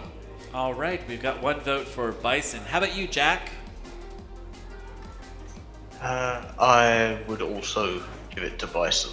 It's extremely close. All but right. Damage is damage at the end of the day, and Tothic didn't use their primary weapon when they could have. So we can only assume that it was non-functioning. All right, we've got 2 votes for Bison. All right, Don, take us home. Your thoughts? I agree with the other two. It was a good match, back and forth, really close. It was just the vertical saw didn't work, but like they still made an effort to use the arm as a hammer at times, but it was really close. I'm going with Bison. Bison. All right. Got Unanimous a decision judges for Bison. decision for Bison. Congratulations, Bryson and Drew Davis. Advances. They're going to move along in that bracket. That's fantastic. All right, so we are heading over into box number 2.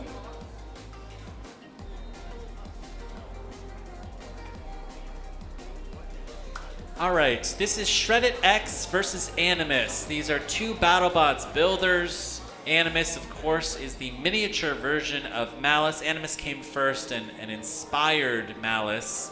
Animus builder David Rush competes with Bunny Sario on Malice. And Shredded X is the experimental platform for Evan Arias and Shredded Bro.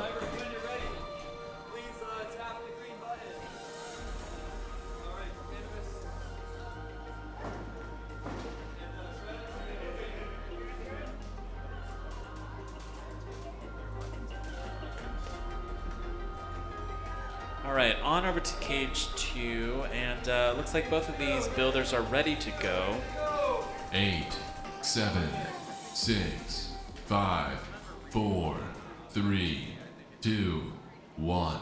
Fight, robots, fight. So it's a different type of beater bar on Shredded X. It's obviously more molded wheels. They look like custom wheels instead of the normal BaneBots wheels. Whoa! And that's a tap out. Animus had no opportunity to give any.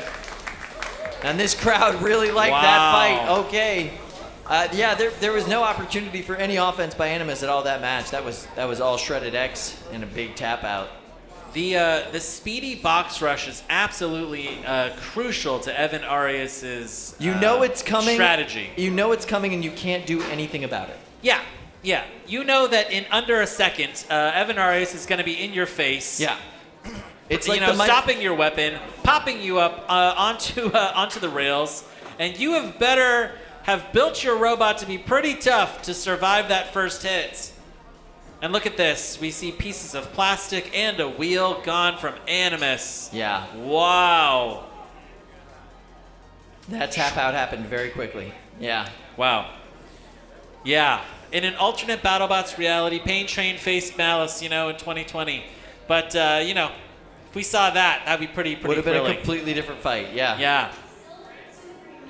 Yeah, it's like Shredded, the team Shredded, like, impetus to just do that charge in and attack, especially Evan's impetus to do that. It's like the Mike Tyson right hook. You know it's coming. Yeah. You know it's coming 70 times. Yeah. You can't do anything about No. it. You're just gonna get knocked out. Yeah. It was beautiful. You just have to emotionally prepare yourself for it. There is no more aggressive driver than Evan Arias in this competition. All right, as we are narrowing this 8. competition, we are seeing some incredibly tough robots here in the losers bracket. Red Hawk versus Nitro Hornet. 2, 1, fight robots, fight! Oh! Red Hawk seemed to get the better of that exchange. But as we haven't seen the weapon from Nitro Hornet, and Nitro Hornet just lost a wheel, or at least most of a wheel on that left side of its drive.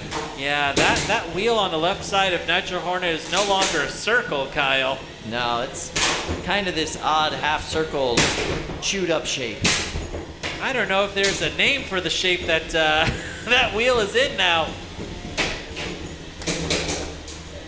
Wow, it is bumping all around the floor. Nitro Hornets. Doesn't seem Look like at all there's that even foam. Yeah, both the wheels are pretty chonked up now. There's not really enough ground clearance for that weapon to spin. Wow. Red Hawk Red Hawk, just- you can hear it. It is humming in that box. Yeah, just disassembling them. It looks like we're going to need to see some motion here. Oh, thanks for the help there, Brett. And that's a tap out. Good job, Brett. Brett's doing helping. your work. Yeah, Let's there give a you round go. of applause for Brett. He's such a helpful guy. If your bot's not working, he'll just crash into it really hard and hope that that helps. Okay, we are going into box 3. Demigorgon versus Son of Crab. Winners bracket round 4. Both of these robots remain undefeated today. I'm telling you, 12-pound action is the bracket to watch. So many great fights here, so many interesting robots. These are two pretty conventional designs in an undercutter in Demigorgon and a 8, drum spinner in 7, Son of Cram. 6, 5, 4, 3, 2, 1. Fight, robots, fight. Son of Cram, big mobility issues out of their corner, not really able to get much. They're doing a little bit of a crab walk. Oh, there we go. It seems like they were able to get the wheels working.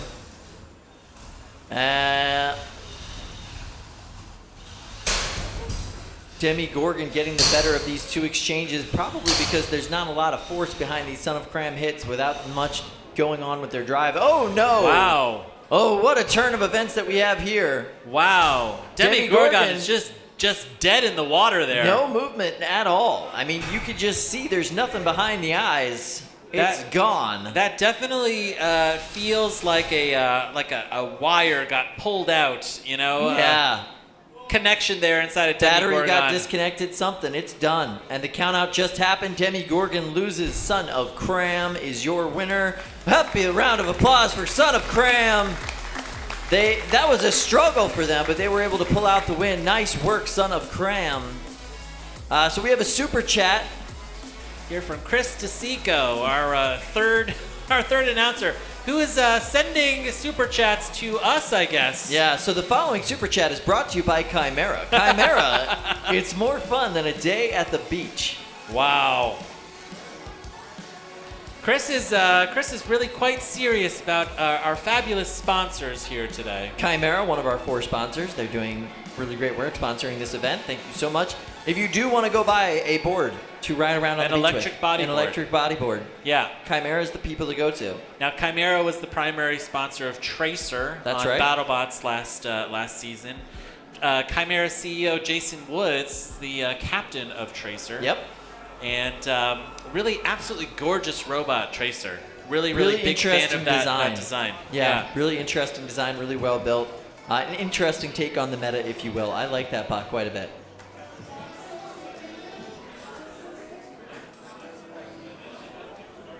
In chat, really likes Needle. Needle was the mini bat. A really interesting on Tracer. cam lifter design. I really liked it. All right, Cage 1, Silk versus DBSC3. Silk is running its 8, vertical configuration 7, here. 6, 5, 4, I believe that's the DBSC first is that totally punishing overhead spinner. Fight, robots, fight. Oh! And we see why Silk decided to go with their vertical for this particular fight. Smart move from the team behind Silk. This is why modularity. Ribot robot. This is why modularity can come in really handy in your robot. You can kind of tailor fit your bot for your opponents. Silk is absolutely intent on turning DBSC3 into the helicopter that it's always wanted to be. Look at all of that air time.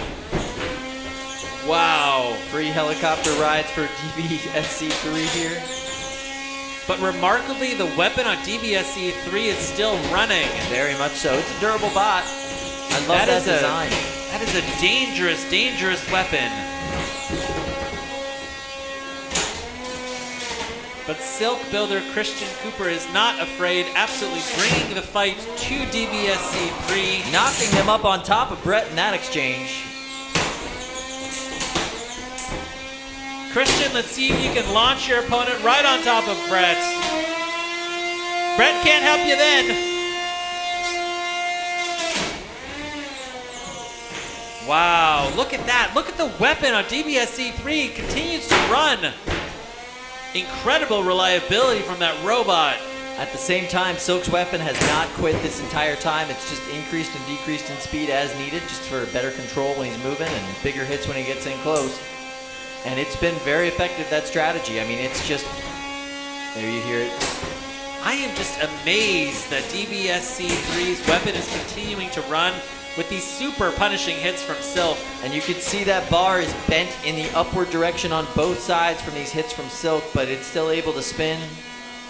Probably a little bit less effective when it's bent up like that. It's going to deflect off the top of the bot when it gets those hits instead of those big hits in the middle of the bot that you want. 55 seconds left in this match.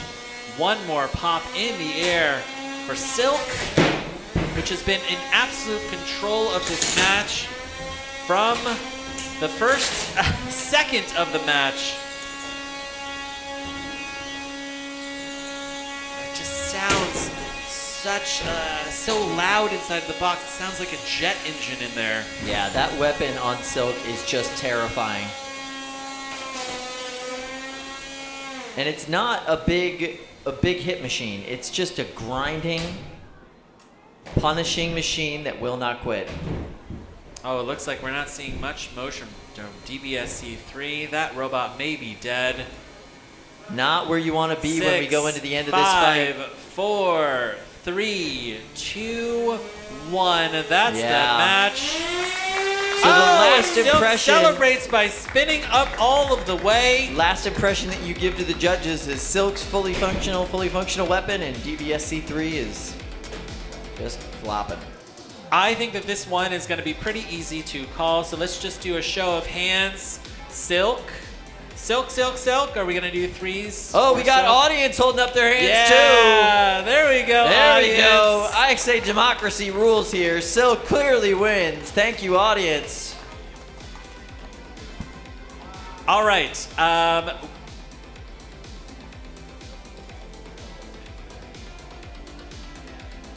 All right, so...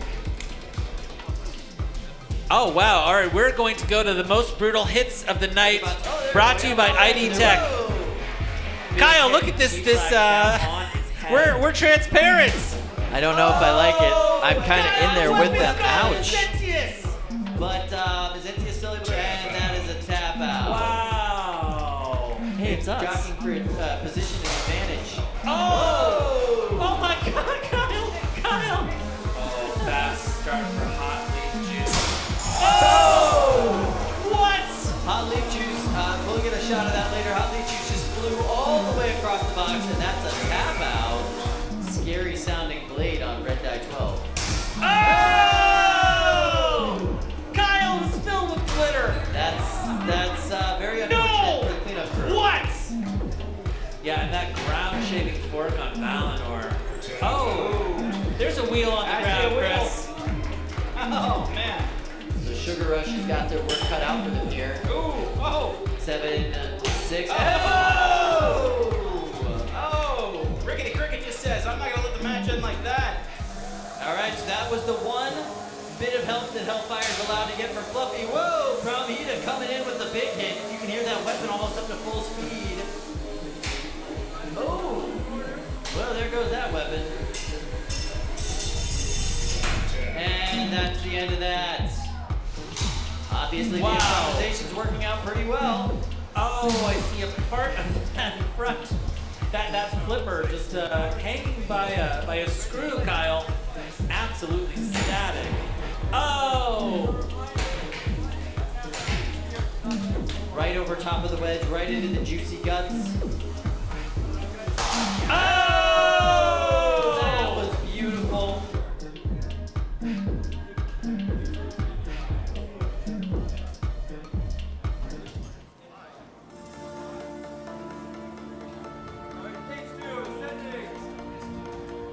All right, on over to Cage 2. We're back to live action. Sepiol versus Division, losers bracket, round 4. Fight, robots, fight! Ooh, big hit from Division.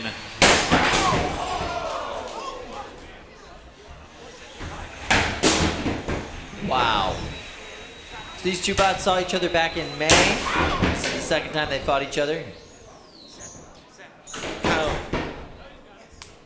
It looks like Sepiel one's, what is that on the left-hand side? Is that like a wheel cover? What is that, a wheel guard?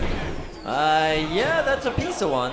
Yeah, it's been stripped off of the right side of that robot. So you can just see exposed wheel there and no weapon. No weapon. No weapon on either of these bots right now, and it looks like the drive on the left side of Division is not too happy. All right, so we'll see how this goes. We're kind of down to a pushing match now. We've got a super chat from Shabahit117. Got to give a shout out to the judges. They've watched every event and had to deal with making some very tough decisions. Awesome job, Andrew, Jack, and Don. Wow. Thank you, Shaba. Normally, we've got a fan of the judges. Normally the judges get nothing but hate, so I appreciate the love. Oh, well played, Shaba. All right. Now with Division, we see that Division's weapon is down. Sepiel's weapon is down. There are just bits and pieces of black plastic all over here. But can Division move?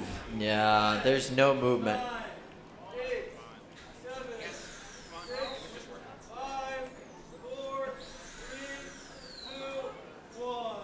And that is a knockout. Sepiel earns that knockout against Division. Wow. Sepiel wins. Nice job, Sepiel. Very well done. Okay. Losers bracket round 4. This is our last time seeing Division for the day. Hopefully we'll see Seth in September. And you can always find Seth on YouTube.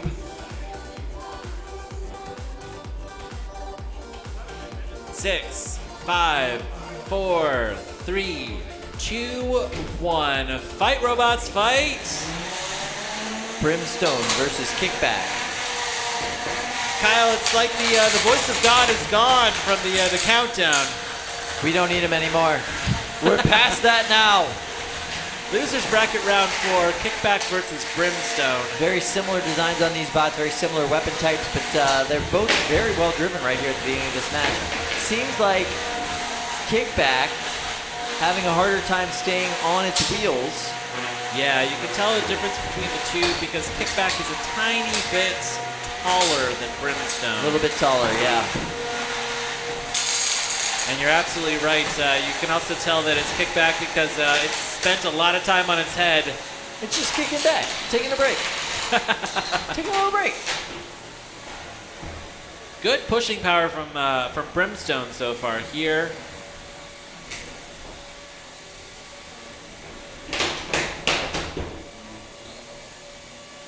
Brimstone bot here from Michigan. Kickback came all the way from Texas for this fight. Enjoying a couple of days without power outages.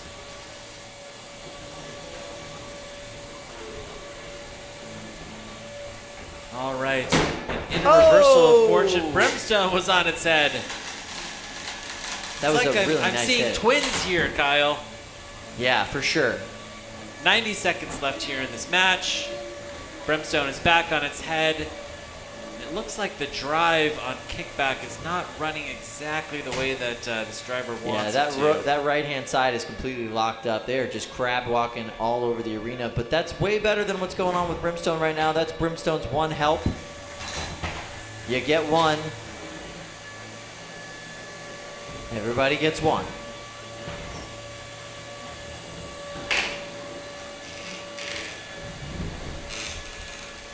And I guess Brimstone's trying to just take out that other drive side on Kickback, hopefully trying to end this fight before the timer runs out. So it doesn't go to the judges' decision, because if it does have to go to the judges, I feel bad for all of them. This is not a fun one to call.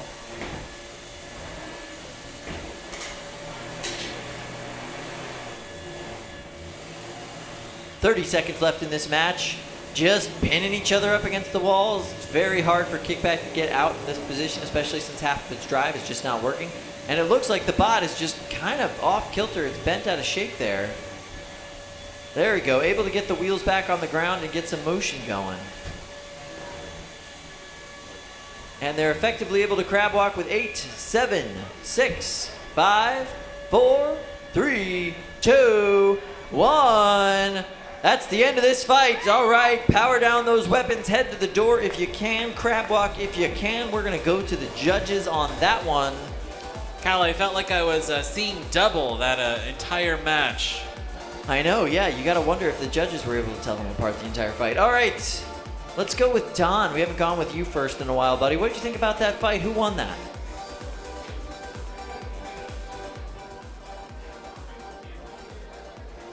All right, Don, it looks like you're muted. Yeah, so Brimstone, it was a lot of back and forth.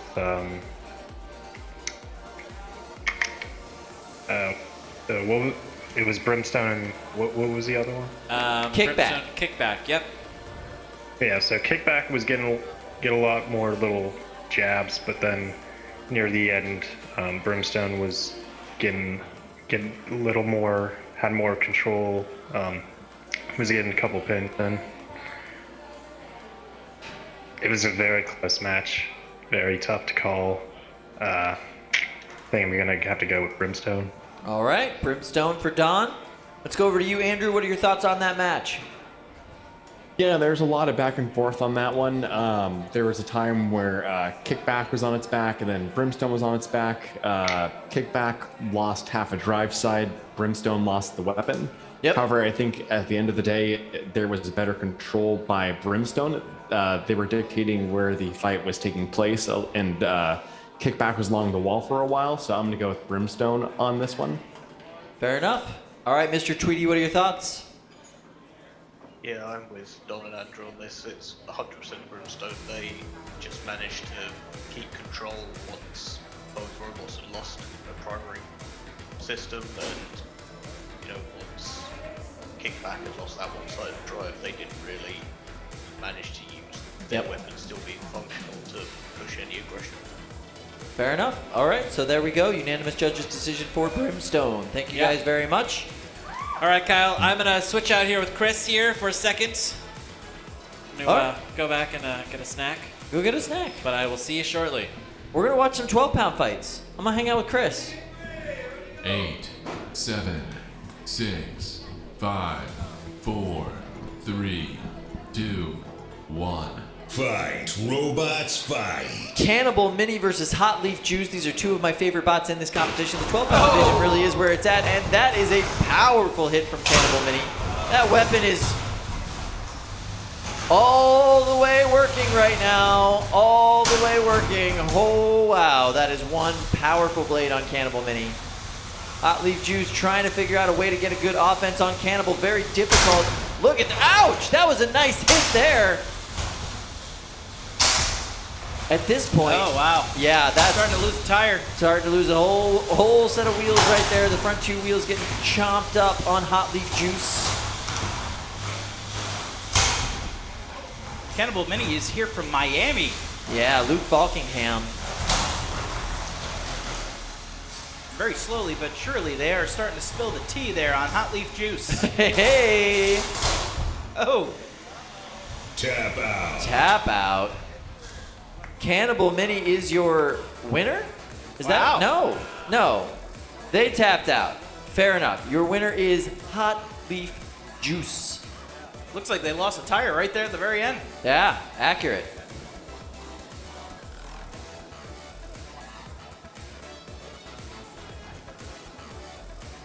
All right. So, Cannibal Mini, that was a really great showing for them for the vast majority of that fight. Cannibal Mini is... There we go. Yeah, that's that stick at the top that's supposed to help them self-right if they ever get flipped over. That's supposed to be on the robot. Look how beautiful that machining is. It's really a pretty machine. I like Cannibal as a robot quite a bit. And sad that they lost that match. I hope we do see them again in the future. Yeah. That was really cool. That was a really cool bot. Texas Twister-esque. Texas Twister X? Yeah. Yeah, a little bit. Maybe a twinge of was it Ghost Raptor? Ooh, yes. Yeah. Yes, with the articulating blade. Right. Yeah. Ghost Raptor always confused me because it's called Ghost Raptor, but it's a saber-toothed cat. That's the logo. It's a good point. It's a little weird. I never really thought about it. Yeah, it's a little strange. Yeah. There's Team Shred It back there saying hi. Hi, Team Shred It. What's up? Ooh, getting a little eyebrow action. Hey, hey. Now we got a Gil. So as we see, the pits are getting busier as the last bit of competitors that are left are getting their stuff together.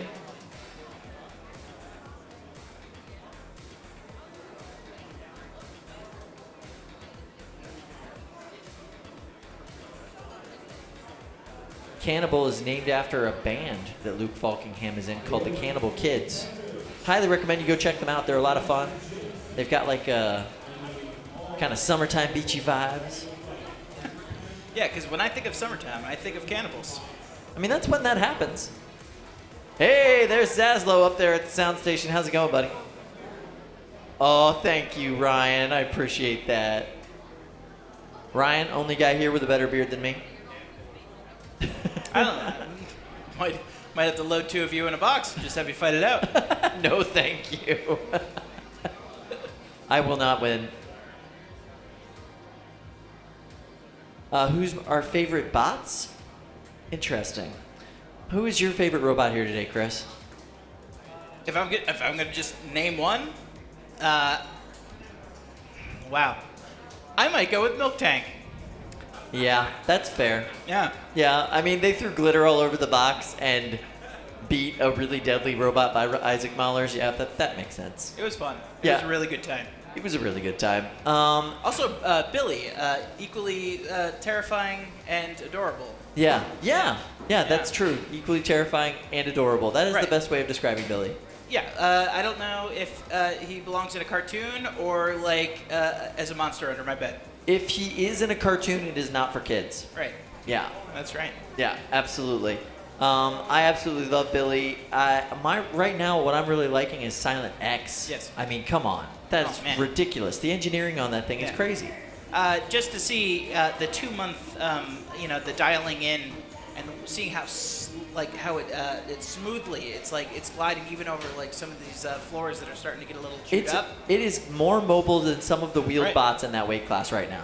It's incredible the amount of traction and control that it has. Yeah. Yeah. I don't see how that design isn't going to get even better for the next competition. I don't see how that design isn't going to transfer to Silent Spring at some point. It's also a design that's not easily replicated. No, that is Jameson's brainchild, and it is a very interesting one. What a crazy take on a shuffle bot. I mean, the weight I can't imagine is too hard to transfer into a larger class of bot. Right. But I don't know what the advantage would be. You wouldn't have a weight class bonus when you go into a different competition with larger bots. And I don't know if there is a weight class bonus. I guess there would be a weight bonus for the 30-pound division here, which would be interesting. I'll be here for that. I would be here all day for that. I would start looking for apartments in the area.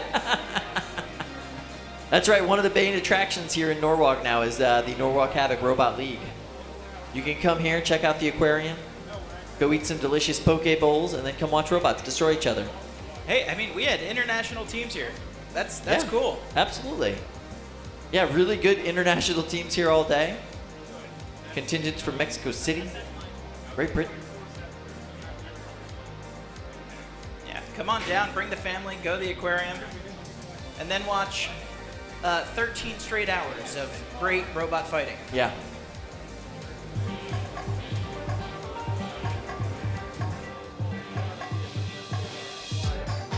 Wheel design on this bot. Airtime for blind spot. And And that- those wheels don't look right. No, that wheel on the right-hand side looks bent out of shape. Oh, slow movement, slow motion from Quarantine. Not a lot of drive there. Let's go. Oh, that. Kyle popping out airtime. Wow. Oh, wow. Shredded lettuce is bouncing around the box. Oof. Wow, 13 days to machine all that aluminum. Drunken Peasant. Wow. Drunken Peasant, we've seen here before. Drunken Peasant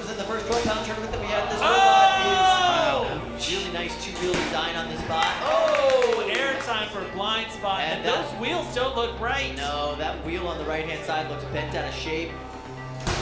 Oh! Well, that was a lot. A haymaker from Yahoo. Able to get itself right. Oh, big pop for division.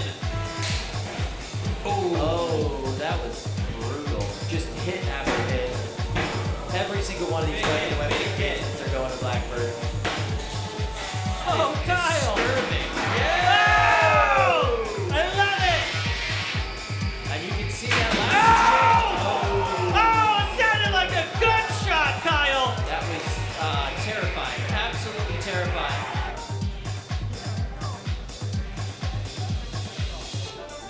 Wow. That was only a small taste of some of the action I saw here today. Yeah, going back and watching all that close together, it's you get some good highlight videos out of these days for sure.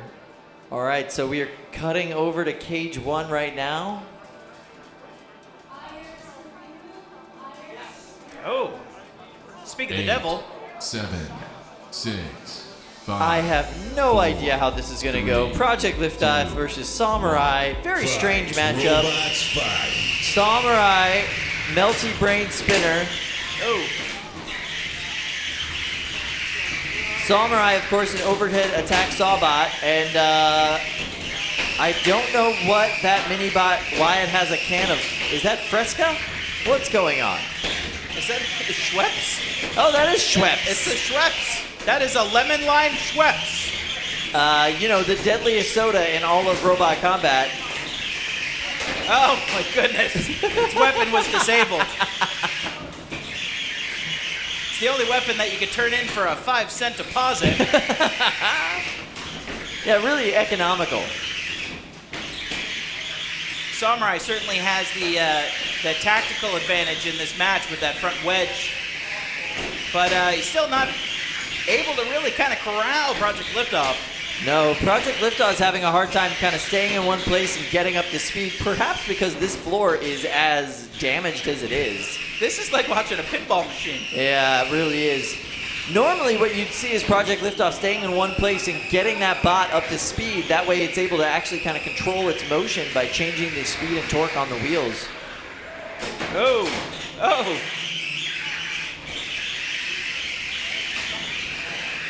Chad has now named that mini-bot Schweppes Mirai. I like that. Schweppes Mirai. Stuck in the corner with no weapon. Project Liftoff making terrible sounds as it tries to get its body and weapon up to speed. And Samurai.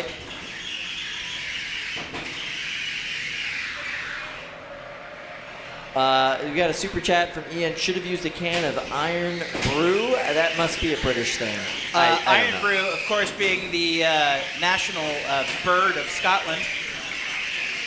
Fascinating. Thank you for knowing these things. Oh! All right. Samurai doing exactly what it's designed to do in the corner, and you see all that white plastic just flying all over the place. Oh, wow. Oh! Oh! That's where you want to my hit him. goodness! That's where you want to hit him. Oh! That smoke coming out of Samurai is not supposed, or coming out of Project Liftoff is not supposed to be shake coming it out. off. Shake it off. You can do it. You can do it. Just lift off. Just lift off. It's fine. Well, Project Liftoff actually getting up to a pretty good speed there.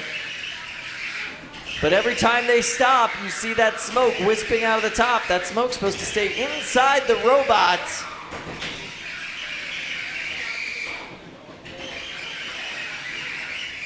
And 8, 7, 6, 5, 4, 3, 2, 1. Oh, that's the end of the fight. That is going to the judges. The last impression that we see is Samurai going again into the top of Project Liftoff. That was an excellent fight. Round of applause for these guys. That was very exciting. That was great. All right, judges. We are ready to go to our next fight, so let's go ahead and do that one by a show of hands. So Project Liftoff, anybody? No, not so much. Okay. Samurai. And we have the audience also agreeing Samurai is the winner of that match, so a bunch of hands that don't count. Samurai wins. All right, thank you to our audience. And look at this beautiful audience. These heroes hanging out all day. I know some of these people have been here since 10 o'clock this morning. Thank you so much. I see you. I appreciate you. So Come back in September and Kyle's going to buy you all pizza. That is just not true. I don't pay for pizza. All right, so we're going into box 2. 8, 7, 6. Underbite versus 5, Frogmint. 4, 3, 2, 1. Fight, robots, fight. Just makes me wonder, do frogs have teeth? Whoa, hey Underbite. All right, Underbite just bobbling Frogman over in the corner. Knocking him up, knocking him over, look at that.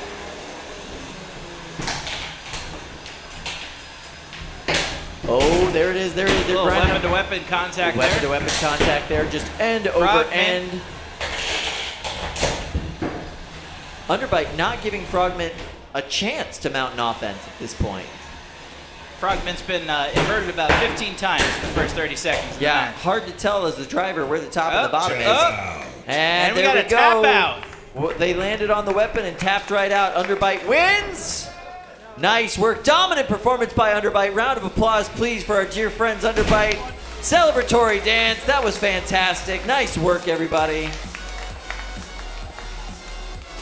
All right, so they're still cleaning up box 1, so we're going to say hi to everybody and see what's going on in the chat.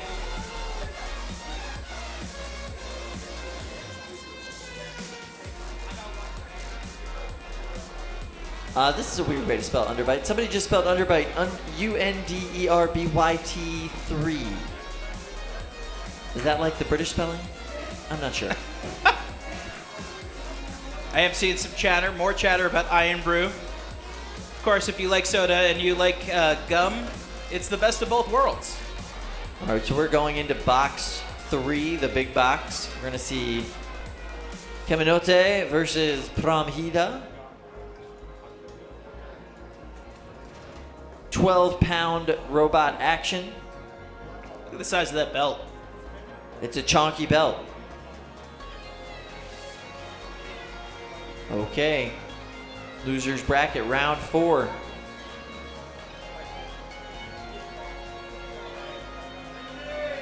Eight, 7. Here we go. 5 6, seconds. 5, 4, 3, 2, 1. Fight, robots, fight.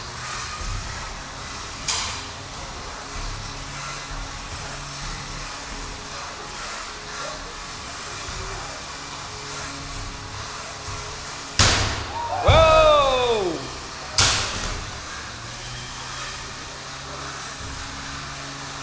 Keminote's finally starting to spin up.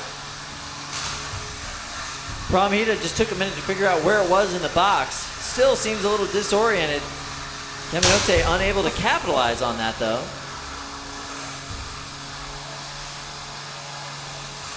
Both of these spots a little confused. Yep. A little mobility issue on both sides. Hey, Pramhida just came to life and ripped a wheel off Kemimote. We got it. Yep. We got a missing wheel. Kemimote, no wheel, no working weapon, and they just went airborne, and now I see some loose motor components. That's a tap out. I was going to say, the entire inside of that bot was just off kilter. And look at that frame. That's disgusting. That'll buff out. That'll buff out. You think that'll buff right out? Just a little. They're going to have to heat that up to bend that back into shape if they can do it at all. That was impressive. Wow. Ceiling was kissed a few times in that fight. That was impressive. That was impressive. All right, so Pramhida moves ahead in that bracket. Keminote, thank you so much for your contributions to Norwalk Havoc today, and I hope you enjoyed your stay. But that's it for you in that division. All right, so it looks like we're going to be going to Cage 1 next. More 3-pound robot fighting action. All right. We're all closed up. Looks like they're about to start the countdown. Oh my god. Okay. Oh. Shredded wow. Pro. Dread Hades. This is a big one. This is going to be ridiculous. Let's go. I can't wait to see this. All right, let's get fired up. Here we go. Oh! Oh my goodness. Shredded Bro taking it right to Dread Hades, popping them up into the air two times. Both of these bots trying to get their weapons working after that, but Shredded Bro's belts are all over the weapon. They are not supposed to be there. They're supposed to be connecting the weapon to the motor. Not sure what's going on with Dread Hades' weapon. They might not be able to spin it up with a Shredded Bro right in their face. So that pin is happening right there. Looks like the belt is still attached on Dread Hades, but I can't see it spinning up. No, looks like we're down to a push match. Wow, locked horns. It's like 2 bucks fighting over my apple trees. Yeah, you got those larger Banebot wheels. Oh, that... Is anyone still able to spin out? Doesn't look like it. No, well, Prom Heat is trying. Or, sorry, not Prom Heat. Dread Hades is trying. They're not really able to get much power behind it. I wonder what's going on with that. Yeah, Shredded's doing a good job of locking it up, if that's the case. Yeah, like 2 bulls. Shredded, a little larger wheel diameter, a little harder pushing power. They're able to get the upper hand kind of in these pushing matches, but that might not last the entire match. There's still a long way to go. We're not even halfway through this fight. 2 bulls pushing back and forth, just wrestling.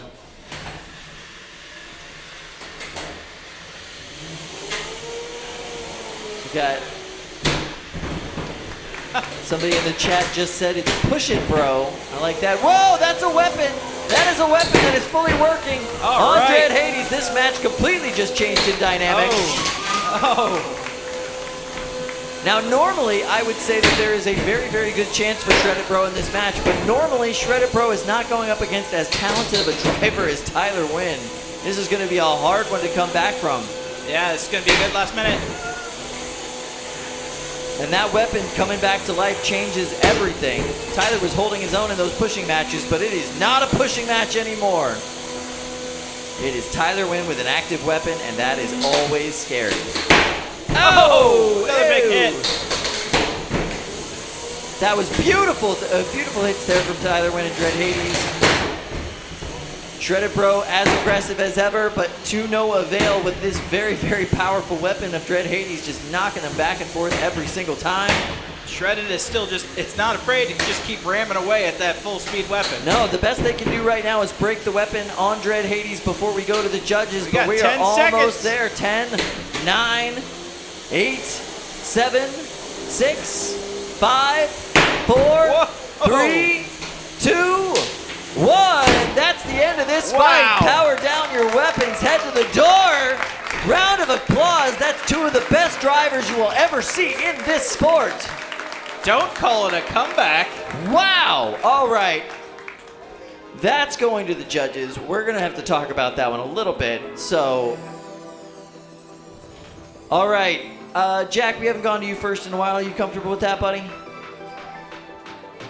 All right, you might be muted, though. I was muted, I apologize. What's that? I was muted. All right, very good. All right, so what are your thoughts on that match?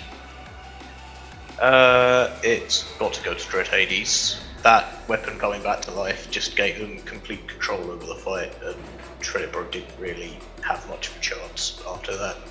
I tend to agree. All right, Andrew? Yeah, I'm going with Dread Hades as well. For the first 2 minutes, it was pretty even with both their weapons being out, but once Dread Hades' weapon came back online, that kind of sealed the deal. Yeah, what are you going to do about that? I agree. Don, take us home, buddy. Yeah, Shredded had the first half of the match, but once the weapon came back on Dread Hades, it was all over. So I'm going with Dread. That was a match of the ages. That's definitely one that we're going to see highlights of for a while, and Tyler took it home. So Shredded Bro goes down to the loser's bracket. Dread Hades moves on. A lot can happen in 60 seconds. A lot can happen in 60 seconds. Great job, Tyler. Round of applause for Tyler Wynn. That was an excellent showing. A great comeback. The audience loved that fight, and so we're going over to box 2 now. Yep, box 2. 7, 6, Voxel versus 5, Instant Regrets. 4, 3, 2, 1. Fight, robots, fight. Voxel got to show some aggression. They're in the loser's bracket now. They wouldn't be there if they didn't lose a huge chunk of their drum in their last match. Each bot's kind of just sidestepping one another. Oh! There's a weapon, Oh my goodness! There has never been a more aptly named bot than Instant Regret after it faced Voxel. Voxel wins. Wow, that was just a cannon going off. That was spectacular. All right, so we're gonna do an instant replay of that. I gotta see that again. I gotta see it again. Wow. So it looks like a normal robot combat fight here at the beginning, you know? Yeah. Back and forth. Right. Knocking each other over. They're just kind of tiptoeing. Yeah, testing each other out, doing a little, trying to get the angles, trying to get to the side, and then all of a sudden, what was that? Everything comes out as it's midair. Voxel does a little flip. Explosive energy. I mean, you can't sleep on Voxel. You can't sleep on it. That bot is scary. All right, so we're going over to box 3 next. We're gonna fight some big bots. All right, so we've got Warlock versus Ire. 6, 5, 4. The voice of God is 3, back. 2, 1. Fight, robots, fight. That's what we like to see. Oh, whoa, don't hit Fluffy. Takes the fight right to Fluffy. Fluffy's not the opponent here. He's just here to be an impartial observer. He's here to be your friend. You know what they say, you get locked in the clink, you gotta go right up and you gotta hit the biggest guy in the room. Yeah, all right. I understand the psychology of that. Warlock, once again, seems like they're having a hard time getting that Drisk up to speed. They're trying though. They're being a little bit more successful than in their last match. Ire's got that lifting, flipping action that's just not really activating. They're pretty much a wedge bot at this point. And wedge bots are most effective when they're using the other bot's weapon against them. And there's just no opportunity to do that right now. Whoa, we have a show motion already. Yeah, Warlock not moving. Are you saying no? Let's just keep this going. It's holding back Fluffy. And that's it. That's a knockout. Warlock knocked out by Ire. Knockout. Wow. Despite attempts to help by Fluffy. You know, Fluffy didn't have to do that. Warlock smacked him in the face right at the beginning of this fight. Yeah, I wouldn't have jumped in to help him. No way. It's up to Fluffy's discretion whether he wants to help out or not. He was doing the right thing there, but he did not have to. He did not have to do that at all. So KH asks, if you kill Fluffy, do you win the fight? Not technically, but if you turn Fluffy off, you win the fight and a huge prize. So looks like we already got another box ready to go.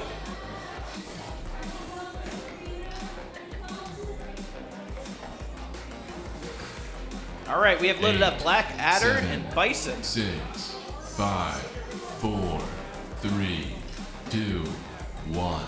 Fight, these are two of my robots, favorite fight. bots in the 3-pound division. Bison doing exactly what it's supposed to do, and Box rushing in, launching Blackadder across the arena.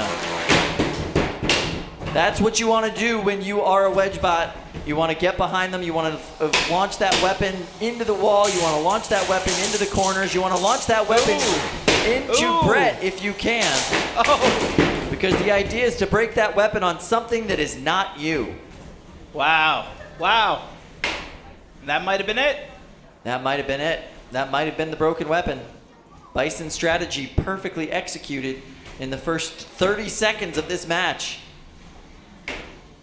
Drew Davis not messing around. He knows how scary that weapon is on Blackadder, and he is not giving it an ounce, an inch of opportunity. So there we go, gets the pin in the corner, breaks away. Doesn't even hold the pin for the whole time. He just wants the judges to see that he got it. And now he's going in for another pin. Nope, just scooches him into the corner and then leaves him away.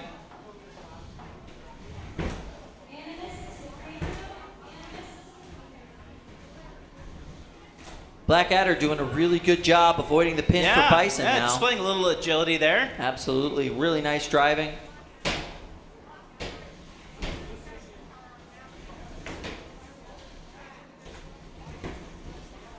Ooh, that was a nice opportunity for Bison that he turned away from. Looks like he could have gotten all the way under and slammed him against the wall.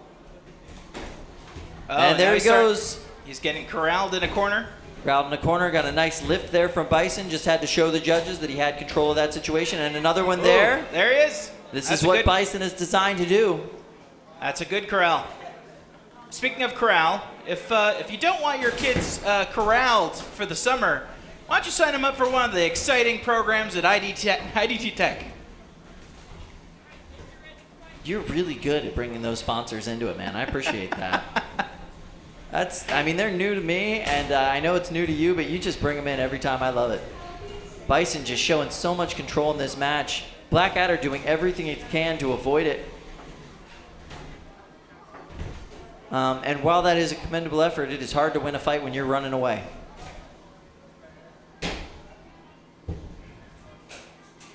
So there we go. We got another pin. Yep.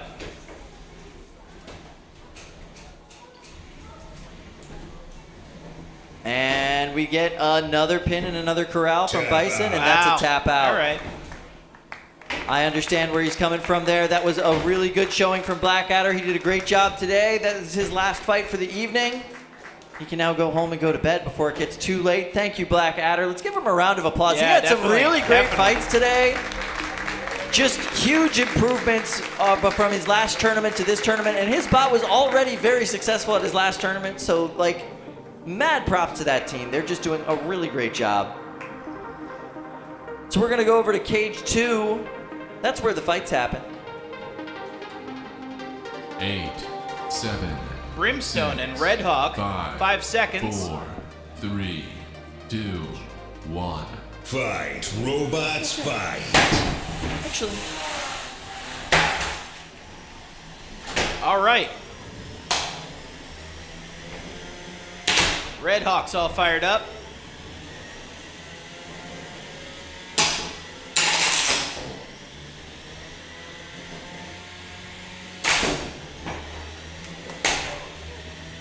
Tap out. Wow.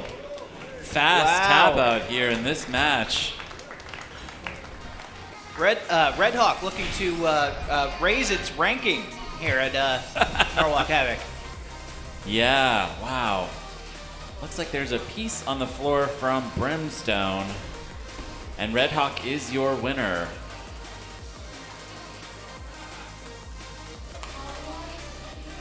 Fantastic. Welcome back, Luke. Thanks so much, Chris. I'm happy to be back.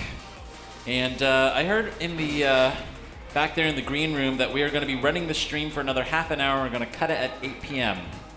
And everything else we're going to run tomorrow. So all of the fights that we have left, we're going to run on Sunday. Oh, wow. I like the format. Yeah, fantastic.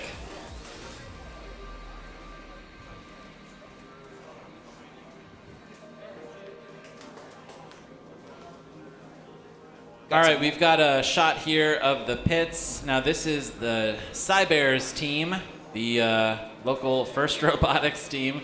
And they all looked back at the camera, said, "Oh yeah, yes we are on TV. You're on the live stream right now." And they are working on one of their robots here, one of their last surviving robots. This team has been doing great in this competition today. They brought 3, perhaps 4 robots to the competition last 2 months ago, and here they brought double the number of robots. Another shot here of the pits. Now we can see back there Jameson Go and Lissy Do taking a look at Silent X. Let's see Megatron in the background there.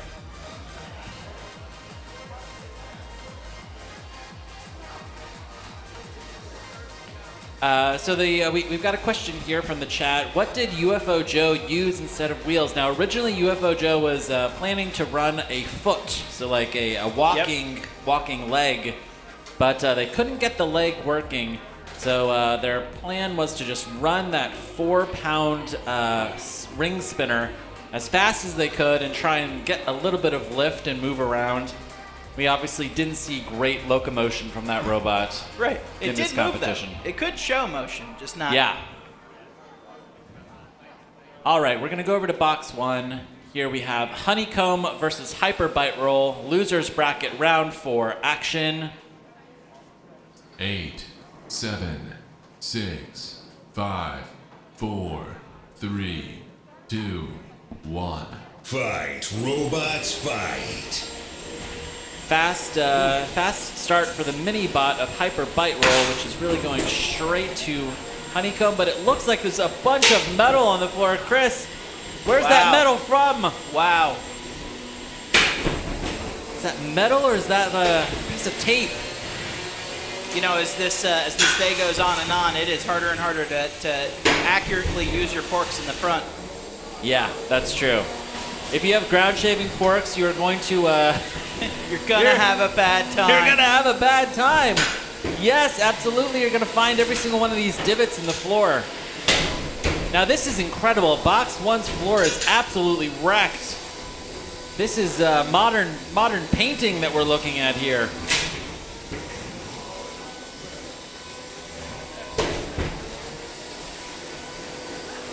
Hyper Bite Roll's weapon appears to be down.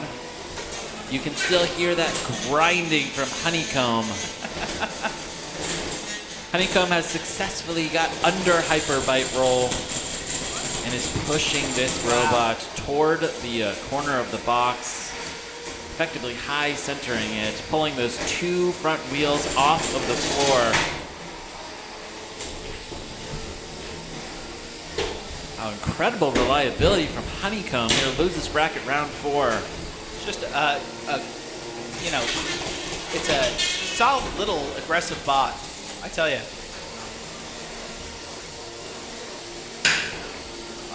Now we last saw Honeycomb in its match against Silent X, where Silent X stripped off the rubber from those wheels, but we are not seeing any of those jitters. And wow, Hyper Bite Roll's on its head. Referee, what do you say? I'm hearing the count out inside of box 1 from the referee. Wow. You have to show motion, Hyper Bite Roll. I'm seeing some And emotion, but not much motion. That is a knockout. Wow, Honeycomb advances. Losers bracket round 5, while Hyper Bite Roll is going home. Wow. All right, we got box 2 loaded up. All right, on over to cage 2 action. Chris, those are where the fights happen. That I've heard that. Oh wow, it's Billy versus 8, Kelpie. 7. Oh my God, 6, Billy's got a 5, purple hat, Chris. 4, What does that mean? 2, He's mad. He is ready for this one. Robots, fight. Here comes Billy, a huge hit on and the Kelpie. purple hat is gone. No! Oh, Billy's not going to take that line down. No, not at all. Now, is Kelpie able to flip Billy, and does it even matter?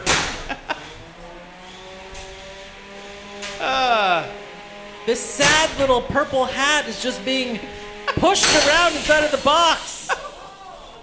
Now I haven't. Oh, wow. Whoa, no! My goodness. Oh, my goodness. What's going on? Oh, my God. Billy has caught Kelpie. Kelpie's lower intestines is just entangled in Billy's. Oh, my goodness. Wow. Wow. Oh, what am I looking at? Billy is dragging Kelpie around like it's his dog. All right? Aw. Wow. And just the cold, emotionless stare. Billy, lock your dog more kindly, please. Look at this. All right, the match is paused. Wow.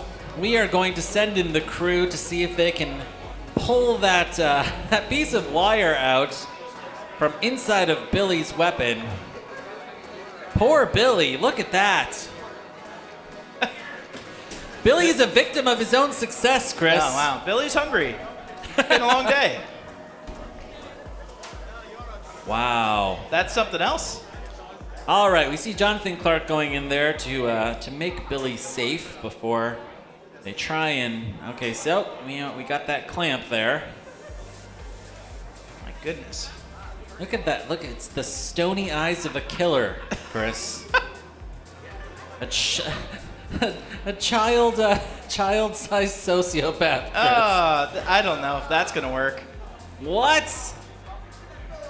Wow. I think it's time for the snips. Yeah, we might need to just cut that. I'm so sorry, Kelpie. Scalpel. Oh, wow. It is twisted around. There it is. There it is. Now, does this mean that Billy's weapon is dead? Perhaps. Does this mean that Kelpie is dead? Probably. And they're trying to snip off all of this wiring from the back of Billy. That's very kind. I would say under golf rules, you kind of play it where it lies. Right where it lies. You know? Right. But, Maybe Kelpie deployed that copper wire.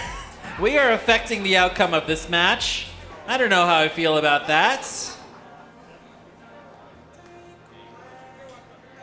Billy wasn't done with that. Did anyone even consider that? Yes, right. Billy likes to eat entrails, Chris. Oh my goodness. All right, the match is paused. Billy's on its head.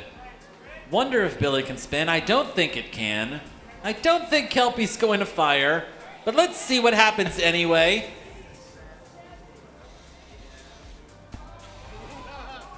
And this match is back up. 8. Sort of. 7. Here we go. 6, Oh, we're getting a countdown. 5, 4, 3, 2, 1. Fight, robots, fight. Oh, Oh, okay. wow. Oh, whew. All right. We reset the clock back to 3 minutes. Billy springs back to life. Wow, look at the mobility on Billy. He's freshly fed, so he's got a lot of energy now. If Kelpie can land a single fire here, I will buy this driver dinner. I don't think that can happen. Although I will say I am very impressed that Kelpie is able to move as well as it can. It's very nimble little bot. All right, we've got 20 seconds left in this match. All right, this one will very likely go to the judges. Wow. This is one of my favorite fights of the entire day. 10, 9, 8, 7, 6, 5, 4, 3, 2, 1. That's the match. Drive your entrails to the door. This one goes to the judges. Chris, if you don't were mess ever, with his hat. You just don't mess with his hat. Chris, if you were ever curious about what's inside of a robot, Billy very helpfully showed you. It's filled with guts. All right, judges. I think this one's pretty easy. What do you think? Yes or no? Should we just do hands? Perhaps. All right, Billy. And this is a unanimous judges decision for Billy. Wow. Billy can now go back to the pits with those cold, dead eyes, you know? Generally, when your bot's entrails have to be pulled from another's mouth, the judges are gonna look at Billy. Let me see. Billy Billy has a likes to see your insides on your outsides. All right. Just oh wow. This face is haunting. All right. I'm gonna get all of you. All right, on over to cage 1. We're loading in a drift versus fragment. Losers 8, bracket round 7, 4. 6, 5, 4, 3, 2, 1. Fight, robots, fight.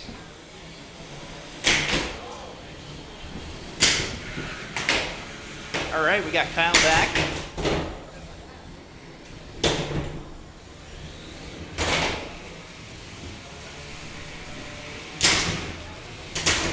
There we go. Glad to be here. I'm gonna hang out with you guys, all three of us, for a minute, if you don't mind. Wow, 3 announcers. I love it. Me too. So Adrift and Fragment both have had kind of a mixed record so far throughout the day. Adrift's first match was just a brutal win, and then they got all sawed up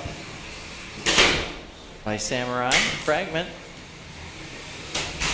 They decided to load these 2 bots into box 1 just because the floor hadn't had quite enough. No. Fragment. Fragment's been very bad for this floor all day. In fact, quite a bit of that damage can be traced right back to Fragment's fights. Now Fragments lost that ablative top hat, and big hit from a drift. Oh, wow. Oh, no. That's not good. Wow. Oh, this is carnage. Oh, wow. That entire frame piece is chunked up on Fragment. They are not able to spin that weapon anymore. My goodness. I wonder if a drift has actually cut something functional inside a Fragment, or if that piece of metal is just serving. We got no tap yet. It's a little bit of both. Oh, And there it is. You There's predicted the it top. before it It happened, is. Chris.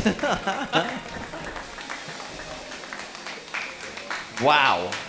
All right, and a drift is your winner. Adrift dominated that fight. That was very well done. Congratulations to them. They move on in the loser's bracket. Fragment, you had a good day. It looks like that match came down to weapon height. You know? Like, Adrift's weapon was just at the right spot where it could hit the body of Fragment consistently. Yeah. Now, Fragment, as an overhead cutter, just wasn't able to make the same kind of connection with Adrift. Yeah, it comes down to rock, paper, scissors a lot of times with these fights, and I think that was the case there. Fragment did a great job driving. There's just not much you can do when their weapon can get you and your weapon can't get them. So we're loading into box 2 now. And they're trying desperately to clean up box 1. We've got Polywog versus Kimba.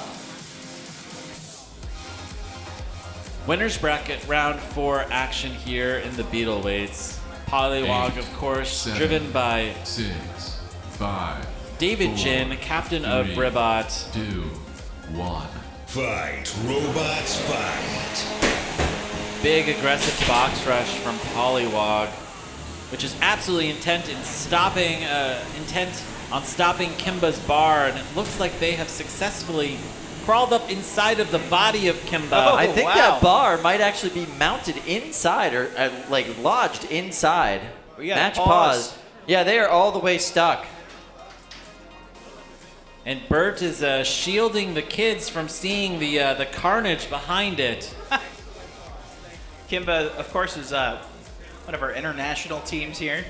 Yep, Kimba is from Mexico City. And we are going to see if we can pick apart these 2 robots. So that bar landed. Hopefully without damaging these robots. Oh, I see what's Yeah, happened. it landed into this Wow! the plastic, the TPU side armor. Kimba landed a huge hit on the side of Polywog Yeah. and just Wow. bit right into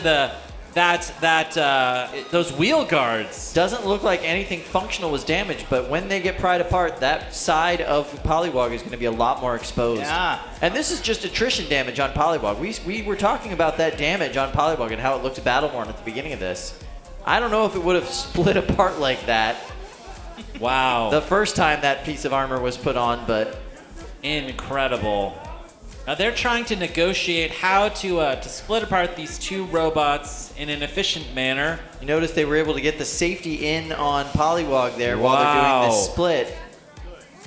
Wow. All right, we have separation. Did you notice? I noticed a little nick in the belt on Kimba there. That might come in to be a problem later. Soul seems to be noticing that himself. Now if Kimba manages to spin up after this may be the biggest upset of the night. Now that was a huge hit. There was so much kinetic energy just dumped right into to Polywog. I don't think I've seen that before. I'm No, really that curious was- if they still have full mobility on that left side of the chassis. Yeah. David Jin is closely inspecting his robots, trying to figure it out. And here comes Kimba. We're going to see here in just a couple of seconds if these weapons come back to life. Ah, the belt looks intact. Looks intact. I was just noticing a little piece like kind of nicked out of it. I'm not sure if that was just the way the camera angle was hitting it, but something to keep an eye on for that. I hope Kimba's weapon works for the rest of that match because that hit was amazing.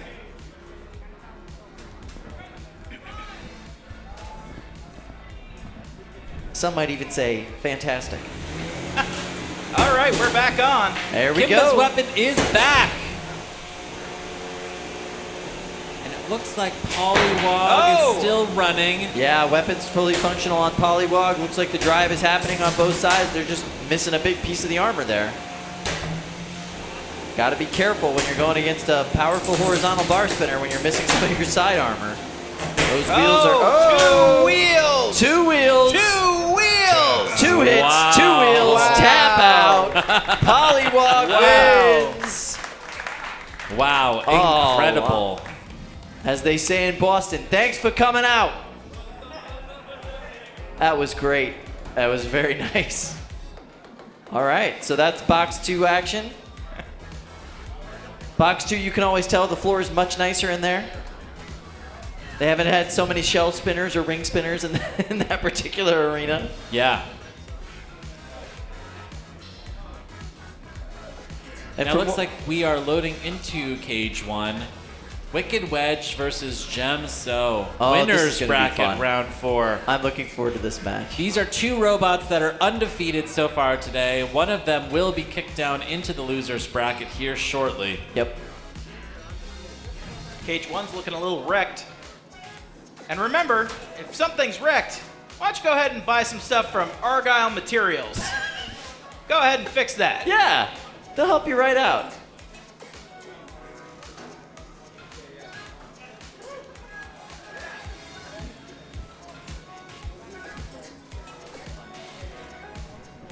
Doesn't matter. All right, it looks like we are loading out of box 1, Wicked Wedge versus Gem So. We are running into some functional challenges with both of these robots. And they are going to load in another pair of beetle weights, perhaps. Maybe. Yep. All right, he's turning off Wicked Wedge and pulling that robot out of the box.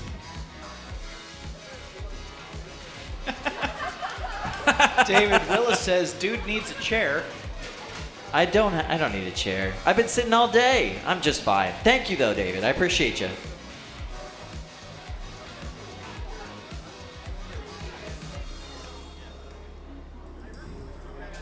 All right, looks like they're closing up box 1. Yeah, that makes sense. So box 1, they had an issue with one of the bots. That would take a little bit too long to fix, so we're going to move on to some other bots. So we'll see what they're able to get together. Looks like we're going to be moving over to box 2. That's where the fight happens. That's what I heard. That's what I heard about that. Oh no! Kyle! It's the X's, the battle of the X's. Kyle, this Not is... your ex-husband, not your ex-girlfriend, not your ex-wife. Silent X and Shredded X. I've wanted to see Silent X versus Shredder X for the longest time. Yeah, this is going to be fun. Man. These are the experimental platforms for both of these builders, BattleBots captains Jameson Go and Evan Arias. They are so aggressive. They are so controlled. Oh my goodness. Oh, I can't wait to see this. 4, Let's hear some noise. Yeah! All right, this is going to be awesome. Oh, and that's a wonderful first encounter between these two bots. Oh, I see Whoa. a belt. Yeah, that's definitely a belt. Not sure whose. I see a belt. It's broken. It might be from the old match. I'm not sure, because it seems like, are they both working right? I can't tell. I don't see a weapon on Shredded X right now running. No. But Shredded X has effectively pushed Jameson Go into the corner. All right, Silent X is fired back up now. Oh, Yes. wow, big hit. Not so Silent X on that hit. That was beautiful. And Shredded X's weapon is down. Yeah, the movement that you're seeing on Shredded X's weapon is just the momentum from when it Oh hits my goodness. Silent X's weapon. This is Silent X's biggest test so far Yeah. of its mobility. Because when you think of mobility, when you think of drive, you think of Evan Arias and Shredded Bro and Shredded X. And if you Can don't, Jameson Go capitalize here? if you don't keep your weapon pointed towards Shredded X, you are in big trouble. Especially when their weapon's down. They're going to be more aggressive. They're going to be in your face. Now, Silent X is a 5-pound robot, so they have a 2-pound weight advantage on Shredded X. It looks like the weapon on Silent X could be down. Yeah, I think both these weapons might be down right now. And this has come down to a match over driving and control. Wow. That is not where you want to find yourself if you're facing Evan Arias. Can Jameson Go capitalize here with his Shuffler bot? You would never know that this is a Shuffler bot. It looks exactly like a wheeled robot with such good pushing power. Wow. Yeah, look, that's a shuffler with pushing power. Like That what? is a shuffler that is pushing around Evan Arias. And a big reason why Shredded X is actually experimenting with these wheels rather than the normal BaneBots wheels that they roll with is because they want better pushing power. They want to get a little bit more traction. So these are much stickier, much gooier wheels. Yep. And even with that extra amount of stick, Shredded X is able to push them back up against the wall. This is a war of attrition between these two experimental platforms. 40 seconds here left in this match. And Silent X has found the low ground here several times and has pushed Shredded X into the corner. This is not where you want to be if you're Evan Arias. No, not at all.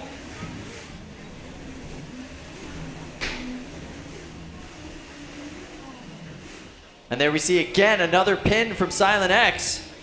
This is not going the way that I thought it would go, but it makes sense. Silent X is a heavier bot. Yep. Obviously, the gripping material that he has on those shuffler legs is Five, working really 4, well. 3, 2, 1. That's the match. Turn Incredible. off your robots. Drive to the door. Incredible. Or if you're Jameson, go shuffle to the door, JMO. Wow. You know, the weight of the bot and the complexity of its momentum mechanism, it takes away Shredded's like ability to do that, brutish kind of control that it normally does. Yeah. All right, we're going to go over to the judges. This was a very close match. Andrew, how about we start with you? Your thoughts. Shredded X versus Silent X. Yeah, so right off the bat, big collisions. Shredded lost the belt, and it seemed like this was going to be Silent X's fight to lose. They then lost their weapon as well, and really at about 1 minute 20 left on the clock, that's when both bots started going head to head, and I think Silent X got the better of those exchanges. And I'm going to say from that point on, Jameson was able to pin, and I'm going to go with Silent X for this fight. All right. How about you, Don? Yeah, Shredded lost its belts early on. Even after that, Silent X was able to get a couple shots in with its weapon before it lost it, and then even after that, I think it did its, held its own, trying to drive against it. So I'm going Silent X. All right, we've got 2 for Silent X. Jack Tweedy, you are hanging with us. It's almost 1 a.m. your time. Your thoughts on this match? Oh, you're on mute, my friend.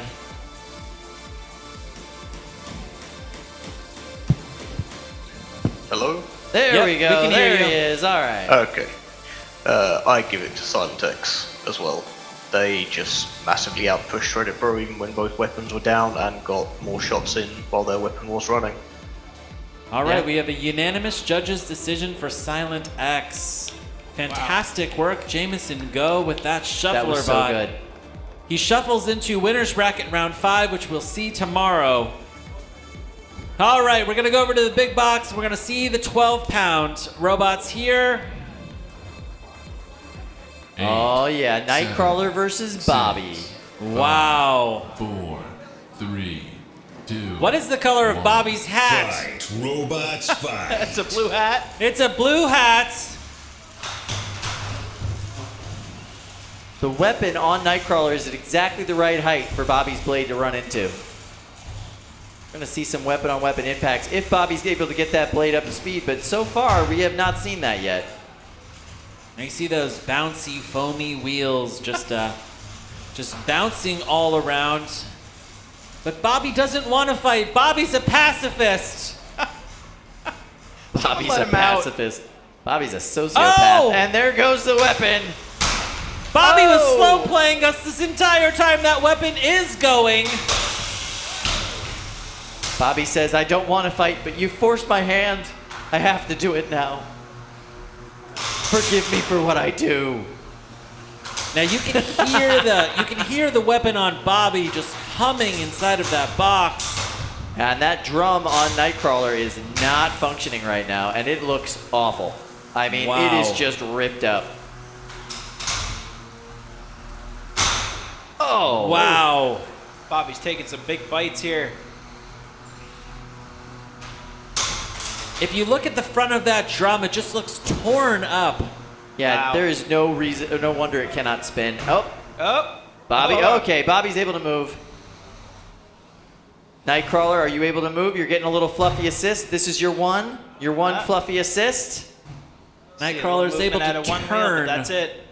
but Yeah. is it Slow able motion. to move to the center of the box? I don't think so. No, Fluffy's gonna back up. We're gonna see if they're able to do more than just turn on one wheel. Here we go. It's getting Slow counted out. motion. 4, 3, 2, 1. Wow. That's a knockout. A knockout. Knockout. Nightcrawler's knocked out. Bobby reburies that Nightcrawler. It's all right? just, it's improving throughout this tournament, getting That's better a and worm better. reference, Kyle. It is a worm reference. I thought it was you know, X-Men. Nightcrawler and Bobby are my two favorite X-Men. Yeah. Ah, yes, Yeah. yeah. But if you're fish, a Nightcrawler is something very different. That was a great fight. Bobby improving Yeah. every single fight in this tournament, just getting better and better. I think that this 12-pound version of the bot is got a lot of promise. Yeah. Got Yeah. a lot of promise. I am loving Bobby. I love Billy. We are absolutely going to see both of these robots tomorrow, Yep. and they're just expressionless faces. I'm gonna be seeing those Oh my faces. goodness. There's the Oh, hat. the hat. I see now. It's a 3D printed hat. Yeah, it is. Yeah. Wow. Bobby does. Let's see. No, Billy has merch. Yeah. Yeah. So we have a question in the chat. I know that Billy has merch. I'm hoping that Bobby will get merch. Yeah. Tiny hat keychains. Tiny hat keychains would be great. I would take one of those. I know that I there's would T-shirts. I would take a Bobby hat. A tiny Bobby hat. Yeah, Like absolutely. a little. Maybe connected to a headband so you can just make sure it stays on there. There you go. If you wear it though, you need to have the Bobby face, which is just this. Yeah, just like, why am I here?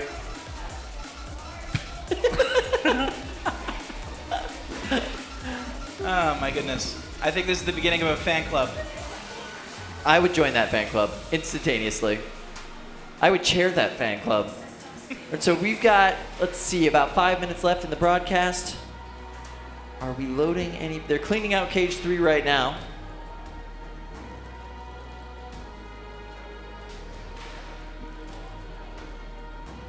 Yeah. So we're trying to figure out who's ready to come in for what very well may be our last fight of the evening. Very likely will be our last fight of the evening. Let's hope it's a good one. Yeah.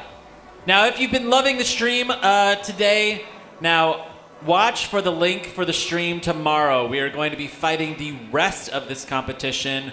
All of the very best bots that have managed to stay alive today will be returning tomorrow. Tomorrow, well rested with a whole night to fix their bots.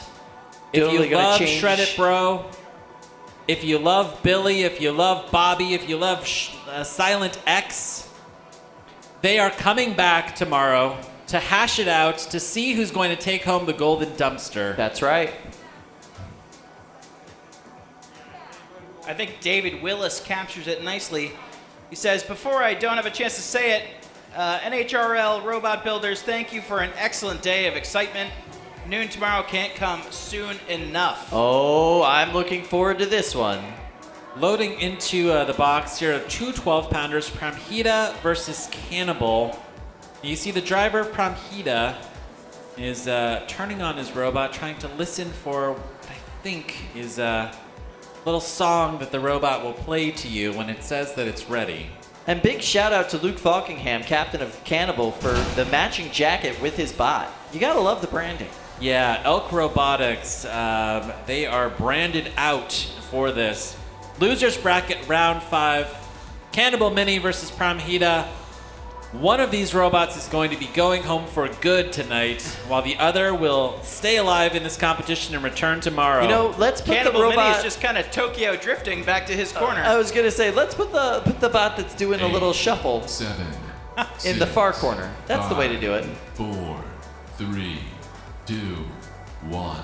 Fight, robots, fight. So something to point out about Cannibal is that blade really does give them a lot of lift. Wow. And add some mobility to what they're able to do. Oh! Whoa! Oh, my goodness! That's not supposed to be outside the box. That's a tap out. That stuff's supposed to stay on the inside. Yeah, I would like to report my own stream for robot cruelty. That was awful. That was awful.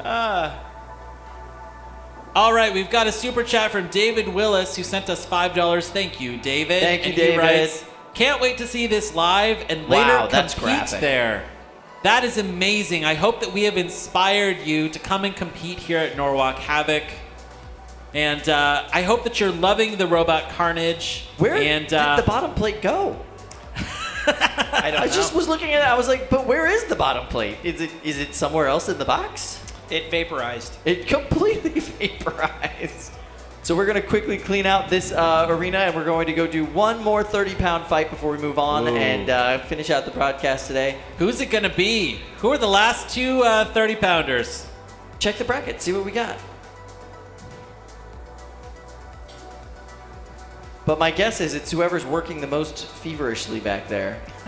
That's everyone. Yeah, that's probably true. I spent a majority of my day back there, and it's incredible watching some of these engineers go at it. Fueled on nothing but junk food and energy drinks and a will to fight robots. Wow, look at that clipped wire. Wow. Oh. You need more wire, and you need to stuff the rest of that wire back into the robot. Oof.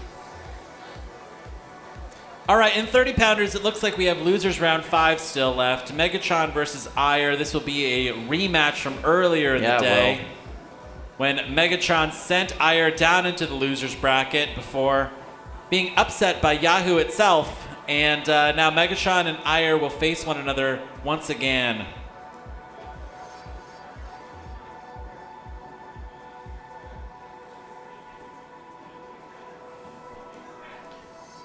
All right, we're hearing special exciting bonus news. fight. Yeah, we're going to get one special bonus fight in the Beetleweight box.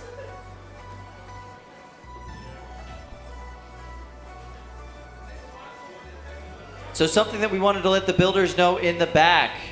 If you want to come do some rumbles and some exhibition matches tomorrow in between the fights just to keep the action going, that would be fantastic. We would love to have you back. You're already in town.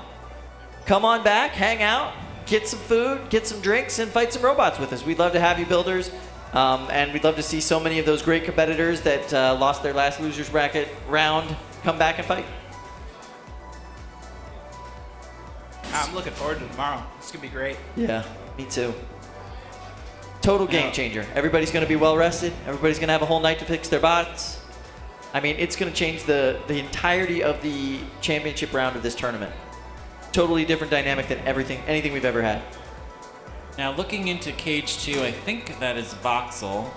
And Voxel apparently brought a second one of its bars because that drum spinner was cracked in half in its last match. Yeah, they've run this one more time while you were on break, actually, Luke, and it was, well, devastating.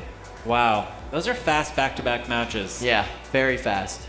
Voxel versus Underbite. This is going to be a good fight. These two have had some dominant performances recently. 6, Wow. 5, 4, 3, 2, 1. Fight, robots, fight. Ooh, two very powerful Underbite weapons. came out as the aggressor. Is Voxel stuck? I think Voxel's back might be Stuck up on the corner, yeah. pulled up, yeah, in the corner. And Underbite is just waiting for its opponent. Underbite is out for blood. There we go. Voxel's free. That's its one free unstick. Huge hit there. And Underbite absolutely hit the Wow. ceiling. Underbite taking full advantage of it being up to speed. And Voxel's not moving. Voxel is slowly spinning down. Oh, man. Losers bracket round 5. Wow. These two bots Wow. are just trading haymakers. Big wide drum on Voxel. Not able to get back up to speed. Seems like something just shook loose inside that bot, and it is done. Show motion. Sweet dreams, Encore. Voxel. That was. Oh, they want an encore. That's just No, mean. That's just All right, mean. that's a knockout. That's a knockout. All right, Underbite. Dominant performance by Underbite there. Kind of an upset. I really thought Voxel was going to pull that one out. Yeah, Voxel, one of the top-ranked bots here. But Underbite was just able to really bring it to him and just pop Voxel up in the air. Underbite's one of those bots that's really been dialing it in throughout the day. You've seen improved performances from them in every single match that they've done. And they just hit their stride just in time to face Voxel. That was great. Loading into Cage 3, very exciting. 30 This is going to be a pounds. rematch Here we go. for Megatron versus Ire. This is our last fight of Saturday's session. And it's going to be a good one. Jameson Go and Megatron. That miniature saw blades right there in the pink corner against Ire. The lifter that Megatron picked apart earlier in this competition. 8, 7. Here we go. 6, Last match of the 5, night. 4, 3, 2, 1. Fight, robots, fight. Oh. So as we see Megatron kind of getting caught up on the upended pieces of the floor. Megatron's spinner is now fully up. And That's a pin.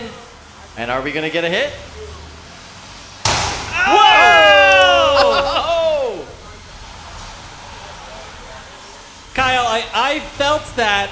I feel like the table here moved. I think it did. Yeah, that transferred all the way through the concrete in the building. I feel like I've seen this tactic before.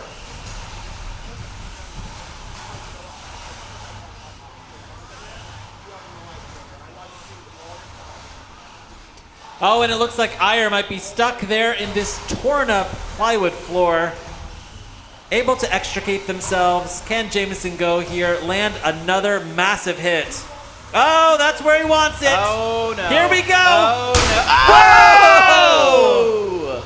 Ire flipped on its head. Can Fluffy come and help it out? I'm just not sure. He's if that- trying. It's trying. He's trying. It's trying. Thanks, Oh. Fluffy. And There that's we your go. one. Everybody gets one. Fluffy just helped Ire that one time.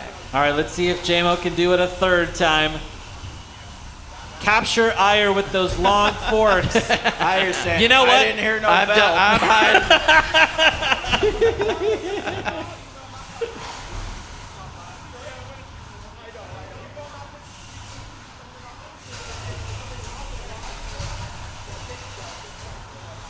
They are jockeying for position. Jameson Go is going to see if he can grab Ire one more time.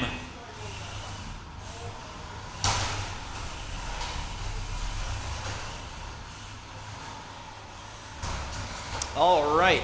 60 seconds to go in our last match of the day. Let's hear some noise. All right.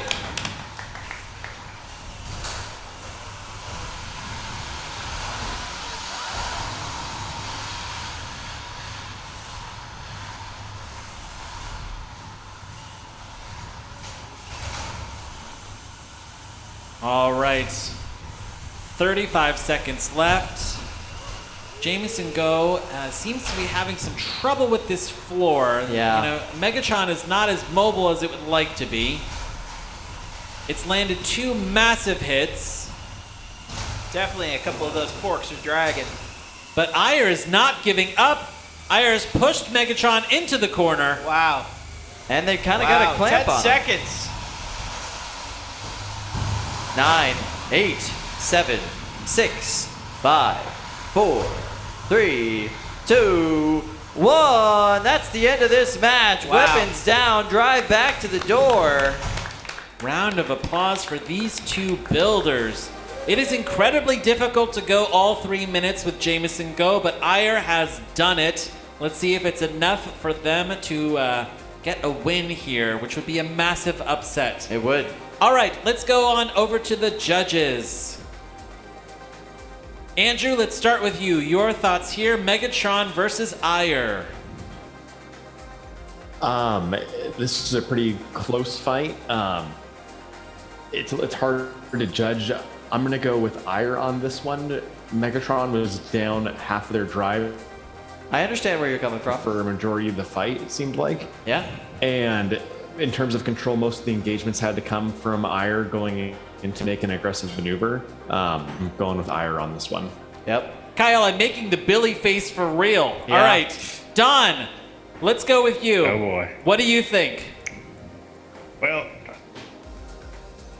I think when Megatron did have its drive, it did capitalize on 2 good saw hits.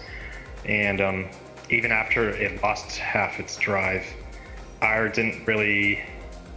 Ire tried, but every time it tried, it just went back at its scoop and couldn't really get any flip or any push using its active weapon. So for that reason, I'm gonna go Megatron.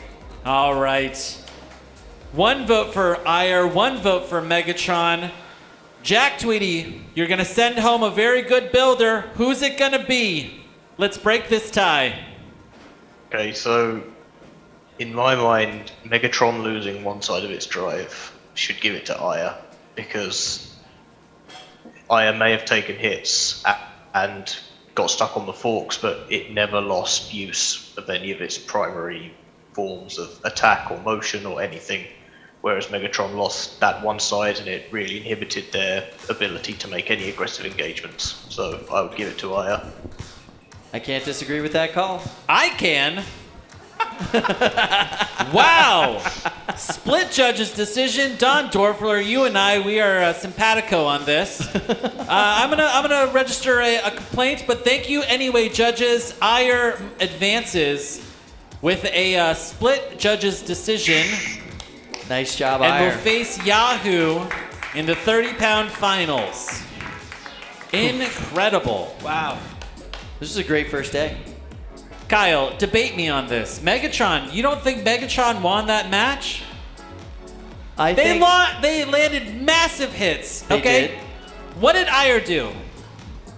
Did they have a weapon that did anything? it was functioning. Functioning. Well, I mean, Functioning. We're gonna go with functioning right? now. You know, they own the box a little bit more. And Yep. but I'm curious though, did Megatron actually was it mostly attributed to like an immovable wheel, or was it actually because the forks kept dragging on the ground and like one side kept sticking? Like, I don't know. Yeah, it seemed like they did lose half of their drive for part of the fight. Yeah. But Wow. there was a lot. Both of them were getting stuck on the floor in there quite a bit. Which, for everybody at home, apparently what we are going to do is Bondo the floor, which is going to just kind of re-skim coat it before we come back tomorrow. So it's not going to be brand new, but it'll be a little bit better than it is right now. So you really think that Megatron won that thing, huh? 100%. 100%. And I think the internet agrees with me too. YouTube live chat, you agree with me, right? The internet is notoriously always wrong, though. All right, we've got Jim. Jim, what do you say? Are we we're gonna run one more fight or what? Here. Yep, good to see you guys again. Yeah. We're going to run one more fight in the Okay. 30-pound cage. Ire has 19 minutes and 30 seconds to finish Wow. repairs, and Okay. then we will get that one done. And that'll be the end of Saturday for July NHRL. Nice. Okay, so we have 19 minutes, and we're just gonna hang out here and chat. Is that right? I know what we can do. Let's take questions from the chat for the next 19 minutes. Ask us anything. Almost anything, I suppose. Yeah, anything within reason. You cannot have my bank account information. We have a timer here. All right, so yeah, we got to get the timer up. There we go. 20 minutes. Got a couple of dumpsters here. All right, the last match of the day, the 19-pound, in 19 minutes from now will be the 30-pound finals, and we will crown a 30-pound finals winner tonight. Yep. Can we get the dumpster down? I really want to see that dumpster.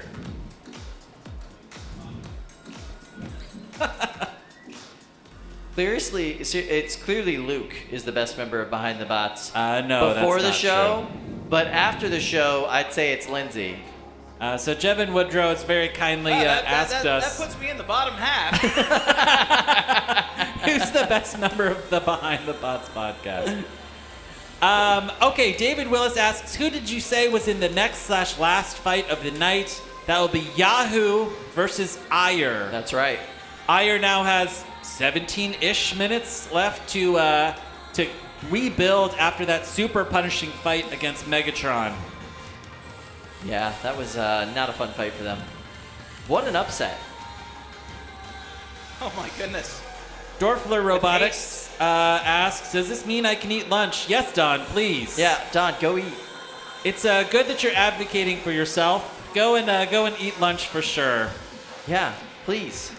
Alex asks, if you built a bot, what weapon would it have? Oh, This is a good one. This is a perennial Actually, question. I really want him to answer this question first. No. Chris is working on a super secret design. Oh, yeah? Yeah. And you shouldn't reveal it because it's actually pretty amazing. Yeah, it's a pretty cool idea.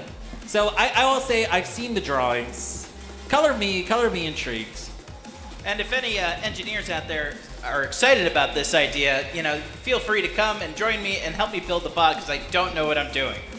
I mean, the drawing looks great. The drawing looks phenomenal. Okay, so Chris is out. He can't talk about his secret design. How about you, Kyle? I want to build a hammer bot. A hammer bot? I would love to build a hammer bot. It seems like a fun challenge. Shatter-esque, emulsifier-esque kind of Yeah, hammer something bot. like that. I think that would be a lot of fun. I just, it seems like a fun engineering challenge. Flaming hammer bot? Maybe like a That Ragnarok? seems like not a fun engineering challenge. Like a Ragnarok or more of like a blacksmith? Yeah, maybe a little bit more like a blacksmith. Check out this 30-pound dumpster. Oh. This is the golden dumpster. These are specially made for this tournament. And this is the most coveted championship. That dumpster is full of cash when you get it. Yep. Yeah, there's $1,000 cash to the winner. And what is it, $400 to the runner-up, I believe? I believe so. And the nice part is you get an invitation to the final, where if you come out to the final, you then have an opportunity to win the big prize in December. Taking the whole thing home, the yearly tournament. Oh, yeah, check out the broadcast room. Everybody's dancing in there, having a great time. Hey, Lindsay. There's Lindsay. How you doing? That's the other member of Behind the Bots down there in the corner. That All right. everyone loves so much. She just does all the editing. I don't know. All right, we've got a question here from Team ACDC, who writes, have any of you announcers built a robot in the past? Yes, but not very good ones. That's true. Yeah. I've built some pretty bad robots, I would say. Yeah. But like not even close to the caliber of like the bottom half of the field. Just really ineffective robots. The Yeah. lion's share of my robots were made with circa 90s Lego Mindstorms. Yeah. There you go. Yeah. Shannon B asks, do the CRTs make the noise? How many are there behind you? Is there a noise on the live stream that you can hear? Uh-oh. Shannon, you should have told us earlier. Wow. There's actually a low dose of radiation that's coming from this wall of old TVs behind us. Yeah. Yeah. I have to apply some aloe to literally a sunburn that I'm going to have. All right, Sunny Goose asks, will you all ever move to a different floor material? I don't think so. No, plywood's where we're at. We really like plywood. I think the challenge with running with like a steel floor or something like that is that you'd have to constantly be replacing it. Yes. It's not great. I think a lot more bots would end up breaking themselves too, potentially on the floor. Now, they successfully run steel floors like on the West Coast and out in Europe when they have competitions there. It's possible. It's totally possible. Now, but, plywood's just more premium material nowadays. Aren't they like actually adhering almost like a laminated sheet of metal to the plywood out there though? It's not, Typically speaking, there is an underlayment of plywood, and then they're putting a sheet of metal on top of that. Yes. Right. All right, we are back in the pits, and we are my looking goodness. at Ire here, desperately trying to get their robot ready in the next 10 minutes. They are frantically moving, trying to pull that side piece off of the wheel. Wow. Oh, and All by right. the way, their opponent, Yahoo, they're just ready. They're hanging out, having some snacks. We've got a question here from Aaron Salmonwitz, who writes, what's the cost of admission? To compete, it's free. To watch, it's $10. $10. Which is like the best deal I can think of. I mean, tell me, I challenge you to find something that's more fun to do on a Saturday in Norwalk, Connecticut for $10 or less. Yeah. Yeah. All right. Xmimf writes, what if Ire wins? Will there be 2 more fights? If Yahoo and Ire match one another and Ire wins, then they go into a sudden death. So we could be here for another 20 minutes beyond this fight. Correct. That's why championships are so hard to predict. KH has got a great question. What bot are you most surprised by today? And why is Milk Tank and that epic win? What bot am I most surprised by today? That was the biggest upset of the day, for sure. Milk Tank's epic I win. was honestly 2% certain that was going to happen. I thought it love was a Milk skim Tank. chance. I'm not so sure.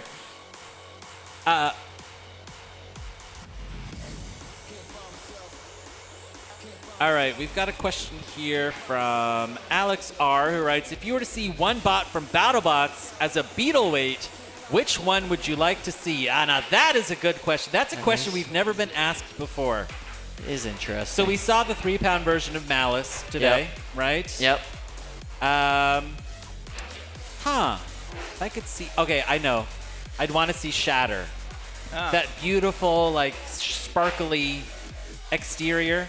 Yeah. Adam Wrigley lives like 2-hour drive from here. Right. Yep.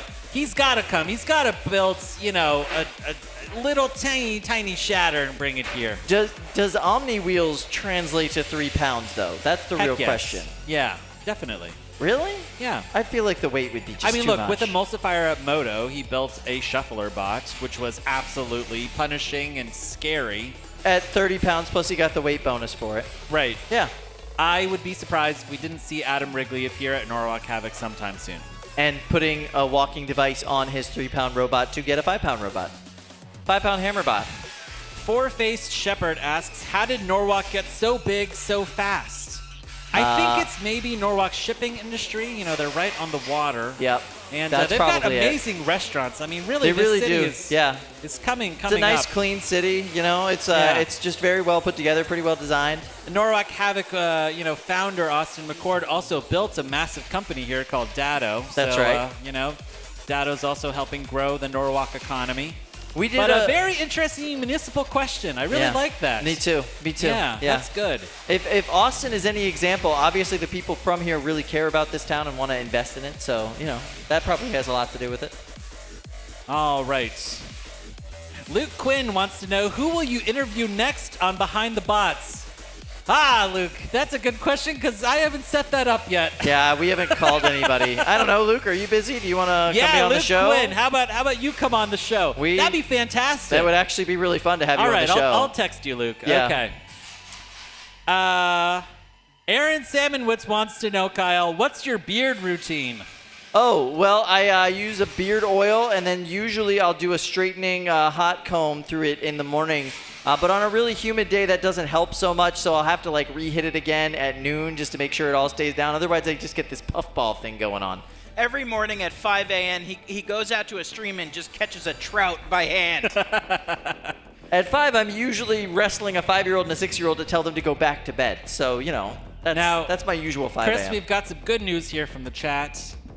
Ragnarok builder, Ragnarok teammate Jack Tweedy, also a judge, has offered to help you with your design. All right? Let's make it happen. He's a very good draftsman. Jack. Yeah.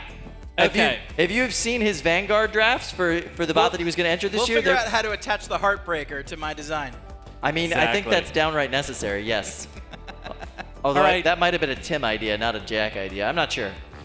David Willis writes, Team Chomp needs to talk to Jameson Go for their walker. Interesting. Yeah. I mean, I will say that walking motion on Silent X is so effective. But I also want to see it as a heavyweight. Not within BattleBot's rules to get you the articulated walking motion bonus. Right. Yeah. They need like three points of articulation in order for it to count. I'm sure Jameson Go can 3D print that. Okay. Shannon B. Oh, thanks, Shannon. Tell us more about the podcast. Okay, all right, let's see. We run a podcast called Behind the Bots. You can download it wherever you download podcasts if you listen to them. And all we do is we talk about combat robotics. Yep. We've been publishing a new episode every single Wednesday. We just came back for Season 3 this past week with our interview with Greg Munson, Normally, one of the co-creators of BattleBots. Right around now on Saturday, one of us texts the other one and is like, did we book a guest yet? Yes. Yeah. Which we haven't. So, like I said, Luke, if you're interested, we could talk about that. But yeah, so we interview a builder or we interview somebody prominent within the robot combat community. We've interviewed Austin McCord, and we have a really good time doing it. The average episode length is anywhere from 30 to 2 hours, 30 minutes to 2 hours, right? Yeah. Now we've got a live shot of the pits, and Iyer is walking back through the green room. And we are about to see... there's Luke Quinn.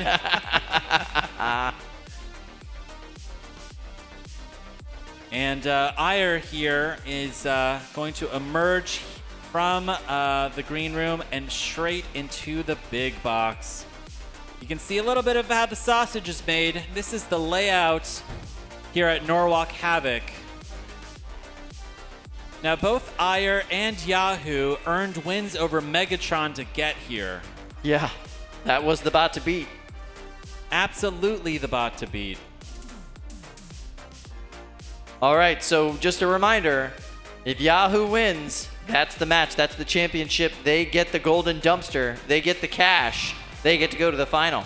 If Iyer wins, we get to do this all over again. We get to send them back for 20 minutes to repair their bots and get them back into the arena. Maybe we'll get an exhibition match kind of on standby. We'll see if anybody's back there. Something to fill the time. All right, Yahoo built by Pete Covert from Boulder, Colorado. Highest placing bot in a Chinese competition.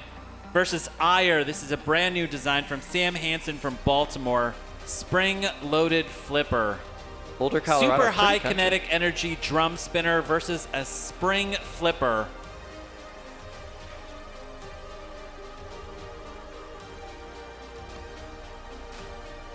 Let's see if Iyer was able to fix their robot in the last 20 minutes. Here we go. 5, 4, 3, 2, 1. Fight, robots, fight. A slow start for both of these robots, but you can hear that drum humming. Sounds like there's a leaf blower right out my... Oh my goodness! Well, that was right. a big hit. Oh. Yahoo's inverted. Weapon still spinning. Those forks still scraping the ground. Essentially still an effective weapon. Not as effective as it would be if it were right side up. Now let's see if Iyer can land one of these flips. Whoa! Wow! A big hit. And Yahoo flew through the air, but it's now back where it wants to be. Yeah, right side up, where it will be launching its opponent at that next one of those hits instead of itself. Looks like one of those wheels might be pinched on Iyer. Yeah, that's it something looks they like were working on back in the pits too, trying to get that side armor off of those wheels. I see a little bit of smoke. Yeah, a tiny bit of smoke. I wonder where that's from. Looks like it's coming off of Iyer. Oh, that was some pieces off of Iyer that are not supposed to be off the bot. Might be one of those motors. Now Yahoo has successfully got to the back of Iyer, and Iyer is just slowly spinning. I think one of those wheels might be pinched. Yeah, looks like that wheel on the front left-hand side of the bot's completely pinched into place. It's not able to spin. We're not seeing any motion from it. The other three wheels, you've got a little bit of Yeah, movement. you can really see it from this angle. Yeah. That side armor is bent right inward. 80 seconds left in this match. And Iyer has yet to land a successful flip here on Yahoo. No, this has been all Yahoo. Yahoo is intent on getting to the back of Iyer. 60 seconds left. I think we may be giving out a golden dumpster here in just a couple of seconds. That's right.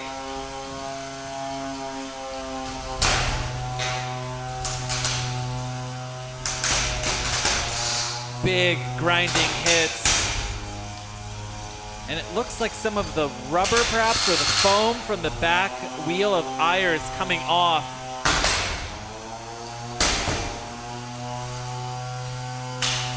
"30 seconds left. Oh, and the top plate is now coming off of Ire.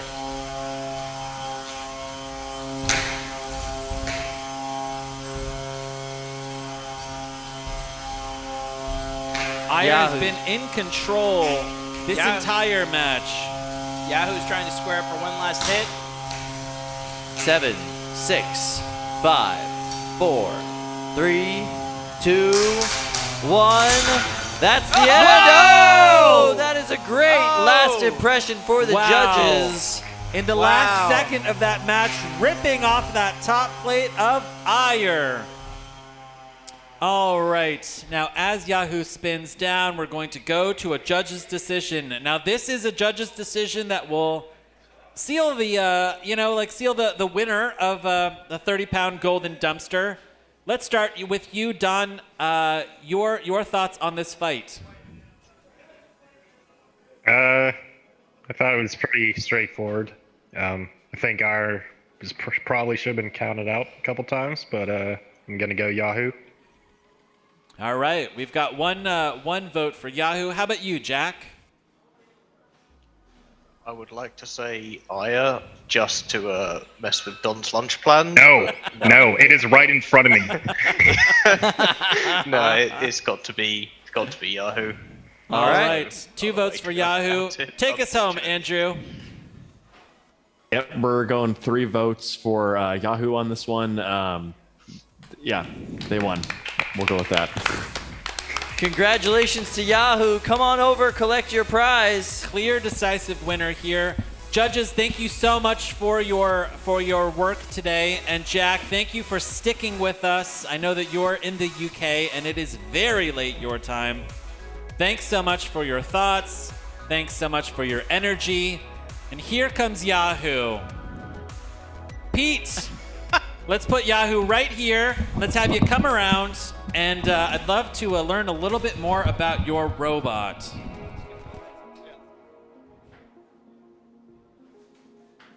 All right, Pete. Which one is Pete? I'm Pete. Pete! All right. First off, I'm so curious. What was the Chinese competition that you competed with? Chad can answer that one better. I did not make it to that. Yeah, so we went to Shanghai, China, with Yahoo. We were the highest-ranking American robot that went there. I think out of like 60 robots, we were eighth. Nice. We'll just call it 6th. Yeah, so a lot of R&D in that, and teaming up with Pete here, we just aerated it, and it's better than ever. Yeah. This is fantastic. Let's talk a little bit about your matches, throughout the day. Was there a match that was particularly close? Was there a match that you sweated a little bit? Come on, Megatron. I mean, right? Absolutely. Yeah. We've known Jameson for a long time. I've never drove against him, but I've known him for a long time. So it's great to finally meet up with him. And obviously, he's a feared competitor, and we were really nervous going into that. And it was great to tear a few bits off. Yeah, Jameson's an apex robot, so whenever you can, even have a glimmer of hope against him, it definitely, inflates your head where it's difficult to get through the door. That's fantastic. I would love to hear a little bit so far about your experience at Norwalk Havoc. As a competition, you've competed at a lot of competitions so far. How would you rank Norwalk? It's great. It's quite a facility. We're very well supported. We had a lot of fun. It was well organized. It ran very smoothly, so we really enjoyed it. Yeah, it's great. I think Pete's been doing it for almost 20 years. I've been doing it for 15. We've been to all the events, and Norwalk's, it's up there. It's high. Yeah, very that's high. Awesome. All right, last question before we give you this golden dumpster, the most coveted prize in combat robotics. Your advice for young builders, for new builders, people who are looking at Yahoo's performance today and saying, I really want to come to Norwalk. Right. I want to bring a 30-pounder myself.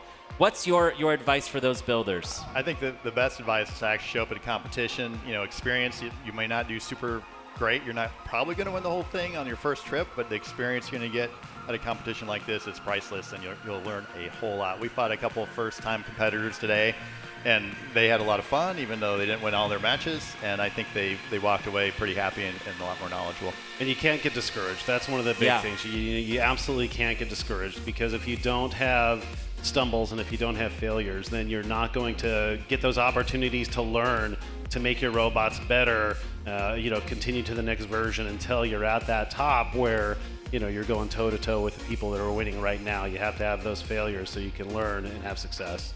Fantastic. Well, you can head back to Colorado with your head held high. You've won the Golden Dumpster. Here you go. Thanks. Hoist it high. Round of applause for Yahoo.